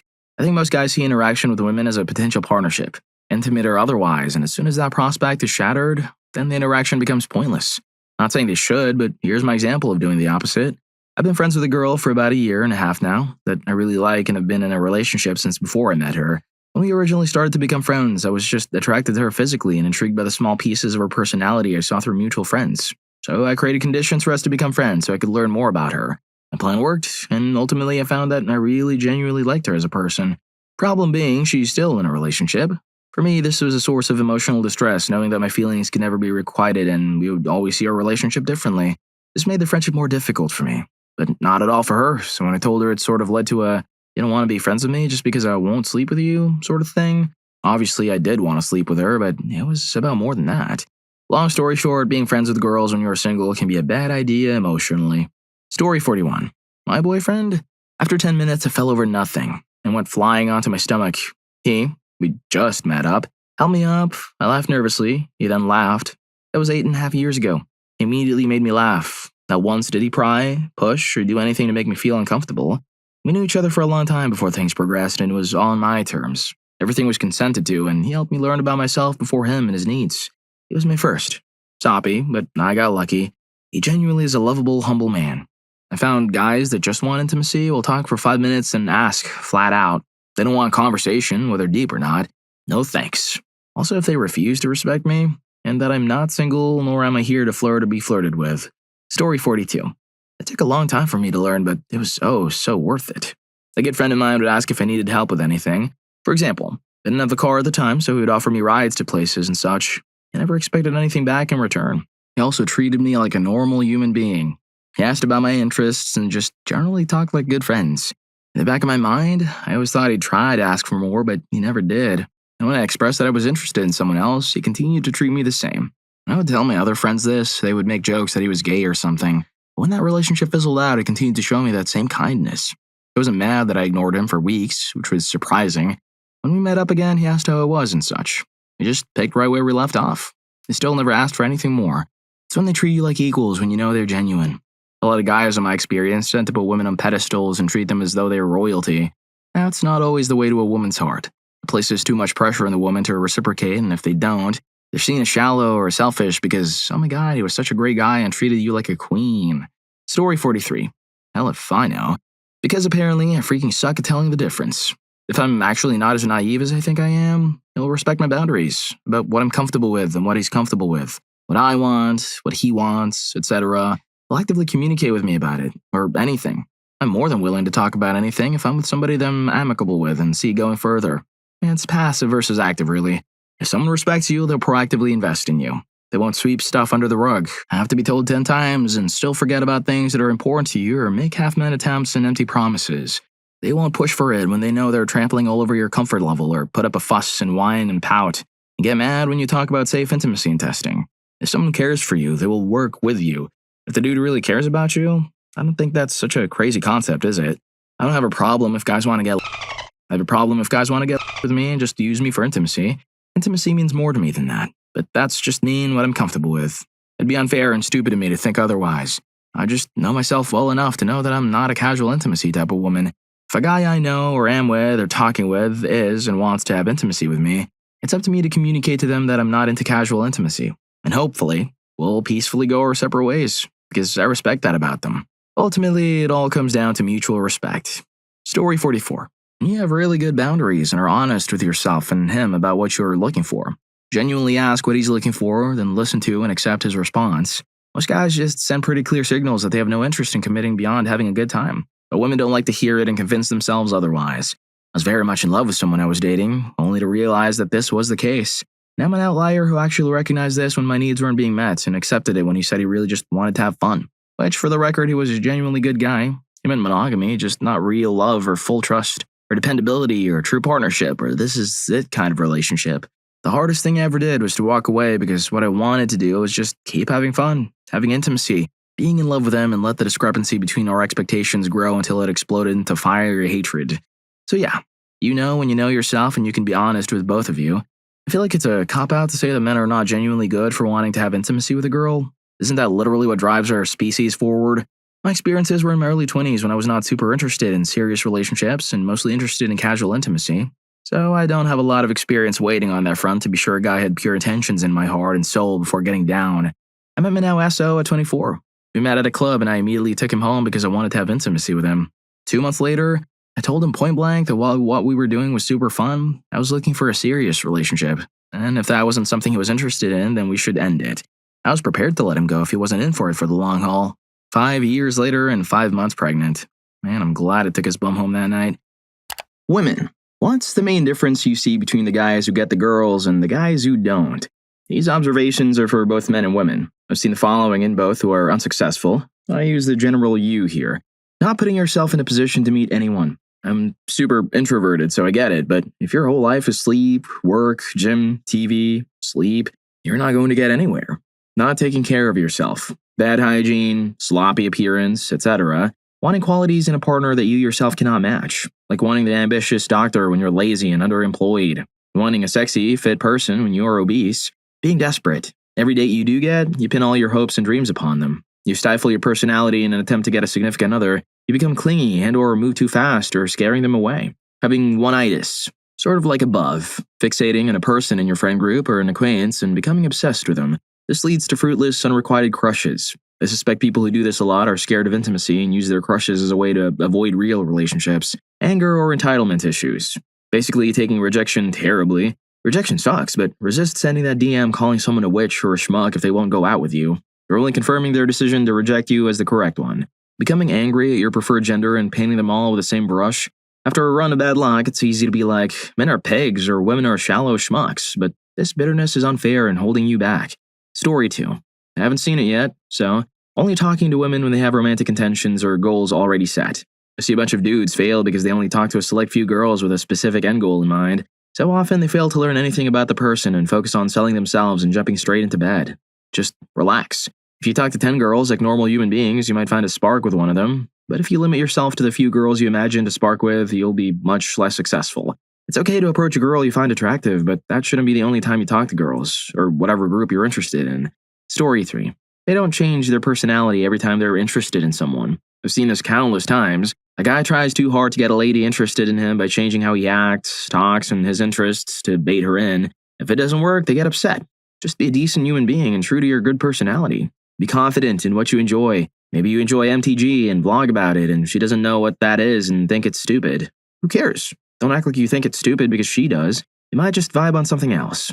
Also, men who work hard on bettering themselves, be it emotionally or mentally or economically, etc., are admirable. No, you don't have to be rich or work 80+ hours a week, but if you're actually trying in life and are proud of yourself instead of complaining while sitting on the couch all day, you're golden, and some lady is going to see that and admire you for it. And if she's the right one, she'll support you and work hard right next to you. Story 4. Once you get out of school and into the working world, I noticed a big divide between people who do things outside of work and people who don't, men and women included. So many people, I've been guilty myself, just let themselves become very boring. People who find them doing an activity, hobby, or whatever. You have to put yourself in a position to meet a like-minded person, which means if all you do is go to work, go to the gym, and not talk to anyone, and play men's beer league sports, you are not going to meet many eligible women. Also, let your freak flag fly. If you love gaming or Game of Thrones or sock puppets, don't hide it when looking for a partner. Trying to be cool or normal comes off boring. Look for events where you'll meet other people who love the same thing. And online dating is a great way to meet people. So many people think it's for losers. Nope, being single when you want to have someone and doing nothing about it because you're too cool is for losers. Story 5. There's a fantastic article by John Cheese about improving yourself. Basically, it boils down to this. Imagine your dream person. What skills do they have? Now, what kind of skills would they be attracted to? What skills above and beyond the standard person do you have? None? Few? Then get your act together and acquire some skills. People like people who do things. Learn a language or how to cook or do a sport or martial art. Take up some kind of craft or instrument. Do something. Being nice, a good listener, and respectful aren't a ticket into my pants. They're base human requirements. For example, my husband, respectful, good listener, kind, can cook well, great with our daughter, does jujitsu, amazing board game player, solid knowledge of ancient Roman history, and handy with building furniture and computers. Story 6. Note, I'm a guy who dates girls. That said, number 1, hygiene. Guys who actually clean up. We're not even talking about being clean-shaven and having a decent haircut here. I mean people who shower daily and generally use soap and shampoo instead of just letting it all hang out and relying on body spray and deodorant to stay fresh. Number 2, confidence. It's a stupid double standard, but it's one many women and men are not interested in letting go of. Guys are expected to get the girl. Girls who don't put themselves out there are defended for it. Guys who don't are considered losers, betas, gammas, epsilons, deltas, and whatever else the hip young folks call guys who are more inward-oriented. Number 3, being put together.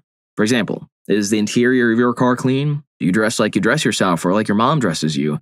Are your clothes clean? When I step into your house, is it clean and orderly or is it a complete mess? Do you cook or does everything come out of a box? No one's saying you need to make crown rack of lamb, but for the love of God, know how to make fried egg drum cheese. Number 4, being worldly. Following the previous point, when I step into your living space, am I going to be treated to a room that is full of World of Warcraft stuff and absolutely nothing else? Like, for me, that'd be a home run because while I'm usually quiet and reserved, I'll never ever shut up if you get into the subject of World of Warcraft. But if not, and if it's clear World of Warcraft is a huge passion for you, there's no room in there for a relationship. If she doesn't like it, that will be a boat anchor your relationship never escapes because there's only so much negotiating around it you can do before you can concede that she's not going to be interested in someone with such a burdensome hobby. Number 5, aspirations and goals. While there are literally women out there who will live vicariously through the accomplishments of their husband and claim partial responsibility, not unfound either, for helping them reach it, there are far fewer who will stick around with a guy whose goal in life is to go from being the night shift stock clerk at the grocery store to being the night shift supervisor. A guy who will legitimately be okay working the same retail job he had 10 years ago and another 10 years is going to find himself struggling because at the end of the day, women are not interested in entering any sort of long-term relationship with a guy who's financially dangerous. You might be able to live, barely, on wages hanging around minimum wage, but that ain't retiring money. Story 7. I know guys who don't have trouble getting girlfriends and guys who never seem to be able to find a girl. I find guys who have girlfriends are very respectful of women in general and talk to women like they talk to one of the guys, meaning they focus on topics of common interest rather than what kind of things would women like to talk about. The guys I know who have trouble landing girlfriends often make very sexist remarks and have a very condescending attitude towards women. It might be a vicious cycle as well. They have trouble talking to women and can't seem to hold proper conversations with them, so they start to see women as aloof or mean, and then they begin to form prejudices against them. On the other hand, looks also matter. I think all my decent-looking guy friends are taken. Story 8. Lack of whining, along with a decent amount of confidence and respect. I've known guys that weren't terrible human beings, but all they did was whine about everybody who ever wronged them, when half the problems they had were of their own doing because they made choices that took them there. The best part of my current relationship is that I want to take care of him, and he wants to take care of me. We respect each other as human beings, and while we have a friendly sports rivalry, we value each other and go out of our way to make the other feel good. We have our normal complaints about work, life, and stuff, but ultimately, we take what life deals us and go with the flow. Story 9. I think describing my husband would be a good way to answer this. I'm definitely the female version of the guy many people here are describing, who tended to smother and push men I was interested in a way, mostly because of a lack of confidence, well-roundedness, and emotional health. As for my husband, he taught me quite a bit about this indirectly, just through his actions. The story starts off sounding sort of conceited, but I'm not sure how to say it otherwise. When my husband and I met, I wasn't in a good place. I was in a cruel relationship and I was struggling to leave, but he fell in love with me pretty quickly. In the past, when a guy I wasn't immediately interested in was pursuing me, their constant pursuits and reminders that they were into me were a turnoff. It wasn't for any reason other than I felt like my space wasn't being respected or my boundaries. Feeling smothered doesn't feel good. My husband, however, let me know he liked me, but his personality was otherwise very confident. Not confident that he would eventually win me over, but confident that he'd be fine either way. It wasn't black and white about the unrequited love, and that he was able to accept and enjoy the middle ground of being my friend because he had other things in life that brought him joy. Friends, family, hobbies, passions, and he knew he'd be okay no matter what. And I told him I wasn't ready for a relationship. He knew he had the freedom to decide for himself whether he wanted to stick around and be my friend and enjoy those aspects of the relationship or walk away. We got married around 4 years later. For about 2 of those years, we were just friends. I definitely had an attraction to him, but just wasn't ready. But that attraction grew for many reasons. In part because in giving me space and respecting my boundaries, my love for him had room. Get it? Space, room, to grow. He was the first man to really do that for me. So, to answer the question, I think something men who tend to have success in relationships do is to respect boundaries, have a well-rounded life, and possess confidence. They don't put all their eggs into one basket with a woman and give any indication that his happiness hinges on her. That doesn't mean acting aloof, though. My husband is extremely sensitive and affectionate and, hell, even the definition of needy sometimes, which I don't mind at all, even if that word is negatively connotated. But he also doesn't just cling to me. We both enjoy our space and hobbies as well as each other, so do that. Be kind and generous and patient, but also take care of yourself. Do things you love. Spend time with your family and friends, etc. All those things outside your relationship strengthen you as a person, making you more attractive and also giving you the energy and depth to be able to emotionally provide for someone as well as have the confidence to ask for things within the relationship when you need them. Story 10. Looking after oneself. This amounts to basic hygiene, clean clothing, and simple maintenance such as brushing one's hair or, if you have facial hair, keeping it trimmed and tidy. Perfection isn't key, just look like you did a bit more than roll out of bed. Being realistic in your expectations. Be realistic in your expectations of who you're actually attractive to. If you're unemployed and spend all your time playing video games, you're not likely to be attractive to someone who has ambitious career goals. If you're an overweight couch potato, chances are that you're not going to be a great prospect to someone that loves to exercise and/or does a lot of activities outdoors. Gender role expectations. This one tends to be more subtle as some guys don't realize that they have these internalized expectations. But keep in mind that you're both equals. Women do not have patience for a guy that expects his girlfriend or wife to be his maid or his mother, i.e. cook, clean, do laundry, do all the bills, or remind him about basic things like eat your veggies or see a doctor.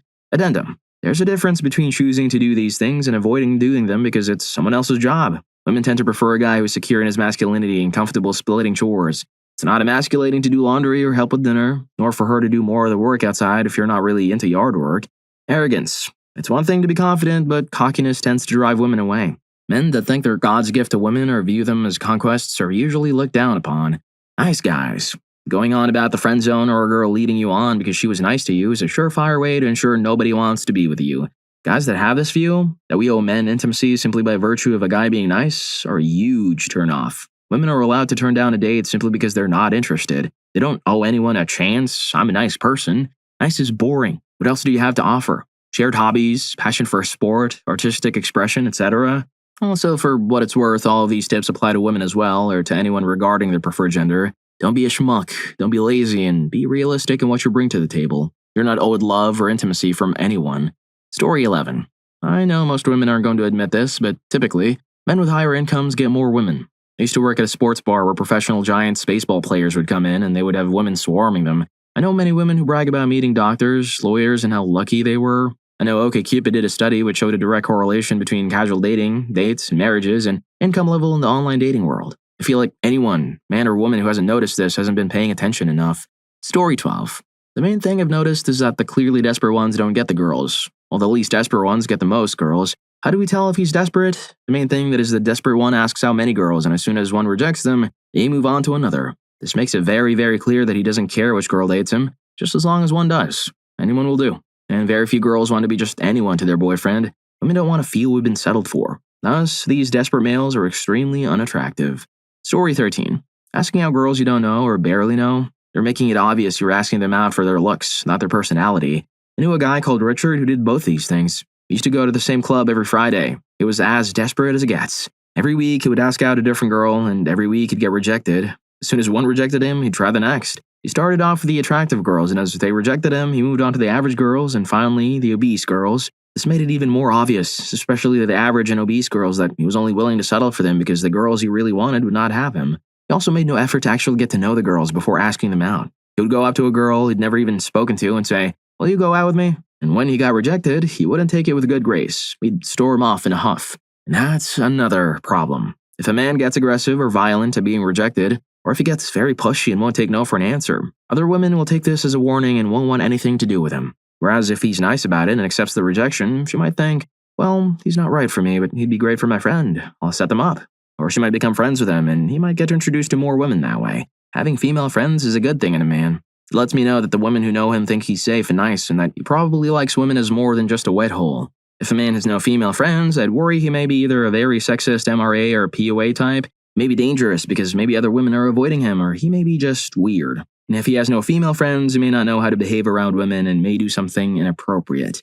Story 14. One thing that will turn me off a man instantly, if he's trying to use game on me. Women have access to the internet. Some of us have read manosphere sites, and we know about negging and all that other desperate stuff losers do to get some. You try that on me, you're history. So, in conclusion, just see women as friends. Don't hit on them all, and don't devote your life to getting a partner. In time, you'll meet someone you really like and then approach her and let her know she's special to you. If you get rejected, accept it with a good grace and get on with your life. Also, be realistic in your expectations. Fat, ugly people can and do get partners, but usually they don't get supermodels. If you are obese and sloppy, don't expect a woman who takes good care of her health and appearance to want you. Ask out a fallow fat slob instead. If you're 50 years old, ask out someone your own age. Don't expect that 20-year-olds will want you. If you just sit at home playing video games all day, then don't complain that you don't meet anybody. I've seen so many incels online who are obese that say they'll only settle for a slim, blonde 10 out of 10. Then they complain that they can't get anyone. Oh, another thing. Men whose lives revolve around trying to get some normally come across as an empty shell of a human being.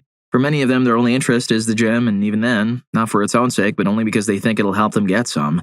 Men who care about nothing but intimacy are not attractive. The men I've known like this have nothing going on underneath. I want someone with intellect, emotions, and spirituality. Which doesn't have to mean religion, just means that there's more to them than the meat bag they're currently inhabiting. Someone with a range of interests of their own, not someone who's nothing but a thing looking for a hole to enter. Story 15. Make friends with girls, then cherish those same friendships. Sure, you're inevitably going to get friend-zoned by one of them, but the worst-case scenario for that is you guys still get to be friends. If you love and cherish somebody as a friend, it's pretty hard to see that as a bad situation. If you're a dude whose only interactions with women are propositioning them to have intimacy, you're going to get creep-zoned. It's like friend-zoned, except without the friends, and it's also an inescapable hell that'll tank your chances of having interactions with a lot of people. Story 16. They're more attractive, plain and simple. Reddit likes to act like this isn't a major prevailing factor, but it is. Other websites give it to you straight, and so does Tumblr when they're not virtue signaling. Social ineptitude comes in second, but if you're not following Rule 1 and 2, which are both be very attractive, you're basically out of luck. Human females are selective and almost explicitly date up or across their strata of beauty and intelligence. That said, try lowering your standards. If you're always chasing girls clearly out of your league and you're not packing a genius IQ and tons of cash, you're just out of luck. And a few downvotes and upvotes and anecdotes on Reddit isn't going to change the nature of human women. That said, you can be happy with people who aren't attractive and pair bond and form a great life together. Don't let beauty preclude love, but don't expect to get some if you're not blessed in many ways. It's just the truth. If you're enjoying the video, don't forget to hit that subscribe and like button for more videos like this. Story 17.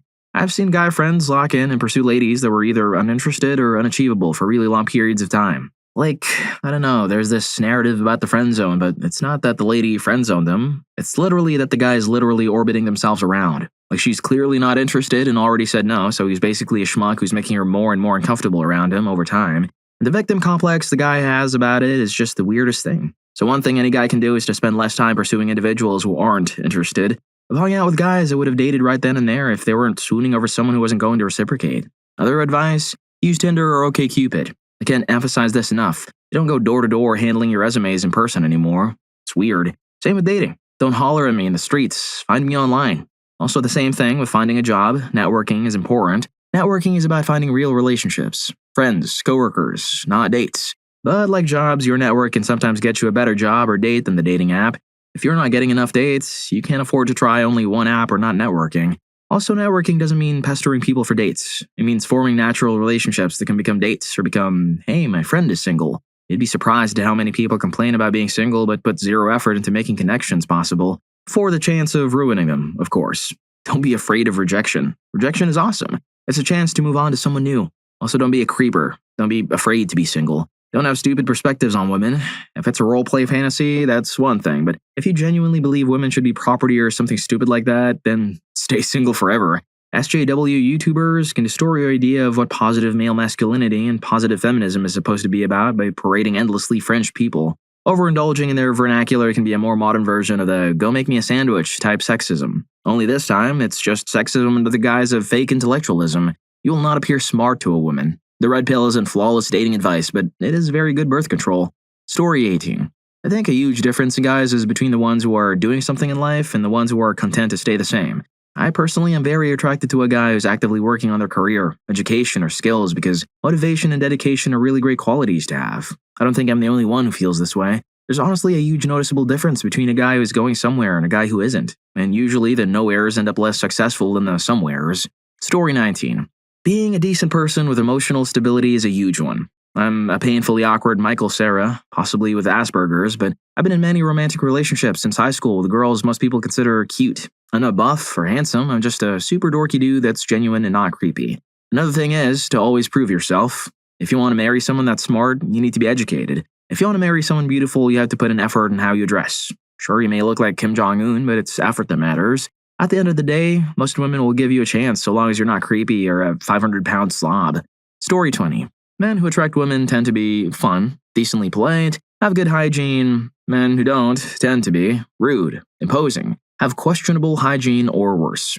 Ultimately, they look like a fundamentally good mating prospect. You could objectively be the best-looking man in the world, but if your stench precedes you, no one will want to touch you. You could be the wealthy millionaire next door, but if you're explicitly rude and demeaning, no one is going to want to flirt with you. If you have no personality or willingness to explore new things, it is unlikely someone will want to spend time with you. When I say mating, I mean not just the act, but the potential long-term mate at a primal level. It means looking reasonably healthy, appearing non-threatening and kind. It doesn't mean men need to scream that they're looking for wives. It doesn't mean women are seeking alimony and child support. It means that you're worth a time investment. If the return on investment is positive, that is all that matters. That may be one night, 1 month, 1 year, or 1 lifetime. Story 21. I'm the master of bad analogies, so I shall share a relevant one here. We all have a cup that measures how interesting we are, as in how interested others are in dating us. We just have to fill it up to improve our chances. Some things add to it, like good hygiene or confidence, and some things subtract, like bad hygiene or insecurity. If you're not perfect, fill your cup with good traits to make up for your bad ones. The rest of the thread covered what traits are good or bad for the most part. You still need to come out positive and have a cup filled with something. What traits that cup contains attracts the type of people who values those traits over others. So don't feel too envious of schmucks who get a girl who values physical attractiveness over basic human politeness, because that probably isn't the type of relationship you're looking for. Also, your cup may be filled to the very brim, but sometimes that's just not what some women are looking for. Your cup of interesting just isn't interesting to them. Women aren't one entity. It's a group of individuals comprising about half the world's population, so there isn't a be-all and end-all trait. Just fill the darn cup with good stuff to make up for the crappy stuff. Story 22.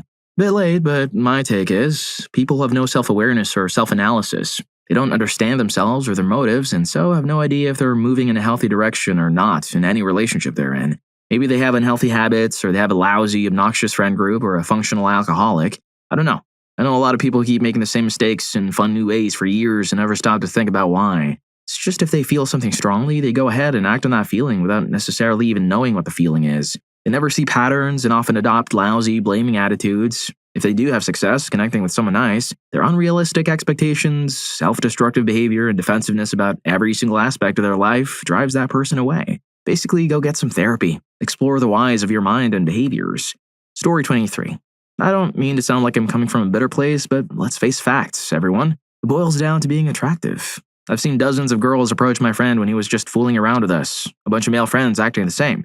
Meanwhile, other friends never get approached, even following all the claims in this thread. This isn't a gender thing either. Yes, don't seem crazy is an easy suggestion, but it all boils down to appearances, as much as we want to pretend otherwise. Story 24. Guys who get girls, personality, charismatic, interested in conversation, funny, good taste in music, cinema, and literature, and kind, but also sassy in tasteful ways, being in reasonably good shape. Not necessarily going to the gym level, dad bods are okay, even a little extra weight is generally fine. Guys who don't get girls, personality, sad, negative, egotistical, trashy, arrogant, uneducated and uninterested, and or misogynistic. A lack of ambition is also a huge factor.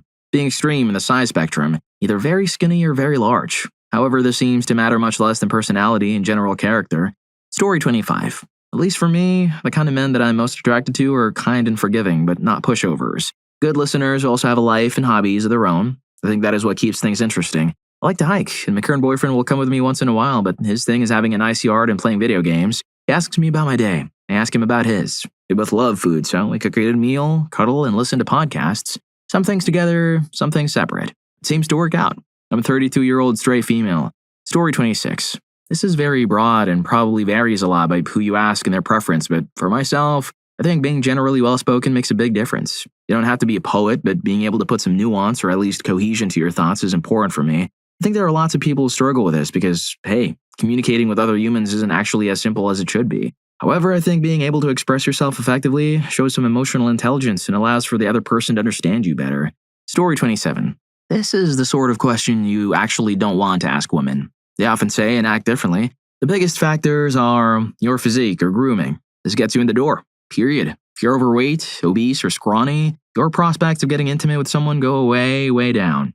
Low body fat and a good amount of muscle. Being lean is the most universally liked physique for women. Likewise, if your hair looks like crap, you're bald, your beard looks like crap, you have pimples, your breath stinks, your teeth or smile look bad, etc., you're going to have a hard time getting women's attention. Game or confidence. Your ability to strike up a conversation or create a friendly, intimate attraction is very important. Being that awkward, anxiety-ridden guy is a turnoff for women. Likewise, almost all women like a man who acts dominant as opposed to submissive. Be stoic and definitely do not discuss your emotions with a woman. Like a lot of idiots here will tell you to do, it's an absolute turnoff for them. Social proof. This is to a lesser extent, but important anyways. Social proof. If women see you in an intimate context with another attractive woman, pictures, Instagram, or in person, it generally plays well for you.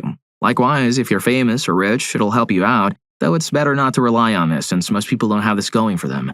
Story 28.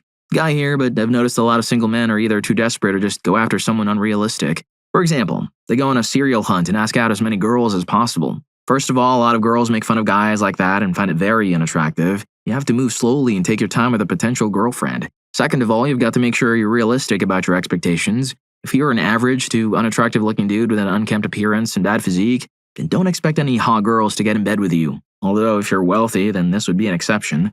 Story 29. When I went to Tokyo, there were a lot of male hosts on the street, and since I can pass as Japanese, they would come up to me. Their body language was so relaxed and non-threatening. Their tone of voice was very polite and sweet. They would make eye contact, and it seemed like they were attentively listening to everything you were saying. They were confident, but not arrogant or forceful. It's too bad I couldn't understand what they were saying, but even when I told them in Japanese that I couldn't understand Japanese, they would smile and say some other things very kindly before wishing me a good day. They were also very put together, clean, and well-dressed. I thought to myself how scary it was that they could seem so genuine and I could understand why that would work on a lonely person. I also thought, man, if guys back home approach girls like this, then it would be easy for them to get a date. Instead, guys who approach girls in public are usually creepy, aggressive, and disrespectful. They make it clear that they're only talking to you for a date or to have intimacy, and when you reject them, they become more aggressive and creepy or rude. Story 30. A lot of people are mentioning hygiene, but I think I'd use another word, consideration. Having hygiene so bad you stink is an extreme indication that you are either completely unaware that other human beings share space with you, or you just don't care. Consideration requires both self-awareness and empathy. I've been to guys' places, as both friend and romantic interest, where the toilet has streaks in it, the sink is covered in hairs from shaving, there are dirty dishes all over the house, a stinky mound of laundry in the corner, etc. And my first thought wasn't, this guy's a pig. Though that was my second or third thought. It was, he knew I was coming over and didn't bother to clean up. There's a difference between being comfortable enough with someone to let them see your place a bit messy, though note these were all the first time I visited these places, and just being so oblivious or apathetic to their comfort that you expect them to suffer a disgusting bathroom for the gift of your company. So I would place consideration above hygiene, because bad hygiene is just a symptom of lack of consideration for others, and this holds for both genders. Empathy. Knowing he's concerned about your comfort is way more attractive to me than confidence as well. Story 31. I think this is probably more relevant to myself and less to people in general, but I've got serious panic and anxiety. I'm more attracted to guys who make a point of making me feel comfortable in a strange environment. For example, if you invite me to your house, I'm not going to feel courageous enough to sit directly next to you on the couch. I'll probably sit in a chair far enough away that I won't even accidentally breathe in your direction, or I won't actively seek out your bathroom even if I really, really have to go. I'm more likely to become really good friends with you or have romantic interest if you actively try to make me feel comfortable. Most of my friends won't even do that for me, so you've probably got a good shot if I see you doing that. Story 32.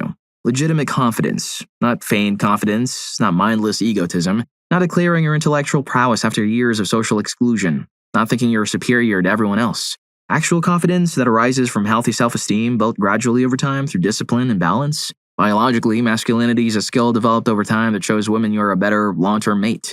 Devoting time to school but still balancing a social life. Eating healthily and exercising but able to enjoy a greasy burger with some friends. Saving money and being responsible but splurging on something when you've accomplished a goal. Having a hobby that gets you outside and allows you to learn new things, but kicking back and having a day in to play video games now and then. Keeping up hygiene, haircut, and dressing decently, but not being afraid to get a little grungy now and then when you hang out with the boys. Being safe and doing what's right, but getting a spike of adrenaline from something thrilling now and then. Over time, decisions like these build discipline. Makes you stronger, wiser, empathetic, more confident, etc., because you become a master at balancing your needs such that you are rewarding both your current and future selves in different ways.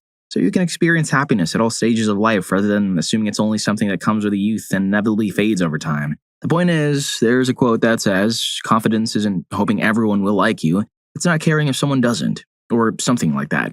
I'm a woman and I can tell you with 100% certainty that women like working for a man they know doesn't need them. They want to compliment him and see him happier and better. Women don't want someone who wants to put them on a pedestal and has no interests or hobbies outside of the girl he's dating. This is the trap a lot of insecure guys fall into. They want to be the guy who prioritizes the girl and thinks it makes them a saint when in reality it suffocates her and shows her he's likely to become codependent, rather than someone that could allow one another to mutually grow. Women want someone who's confident to stand their ground and to voice their opinion rather than to be too timid to disagree out of fear of being rejected or broken up with. Men and women have different needs, but women are attracted to a man who's comfortable and confident in his skin because he's invested time into truly becoming the best version of himself.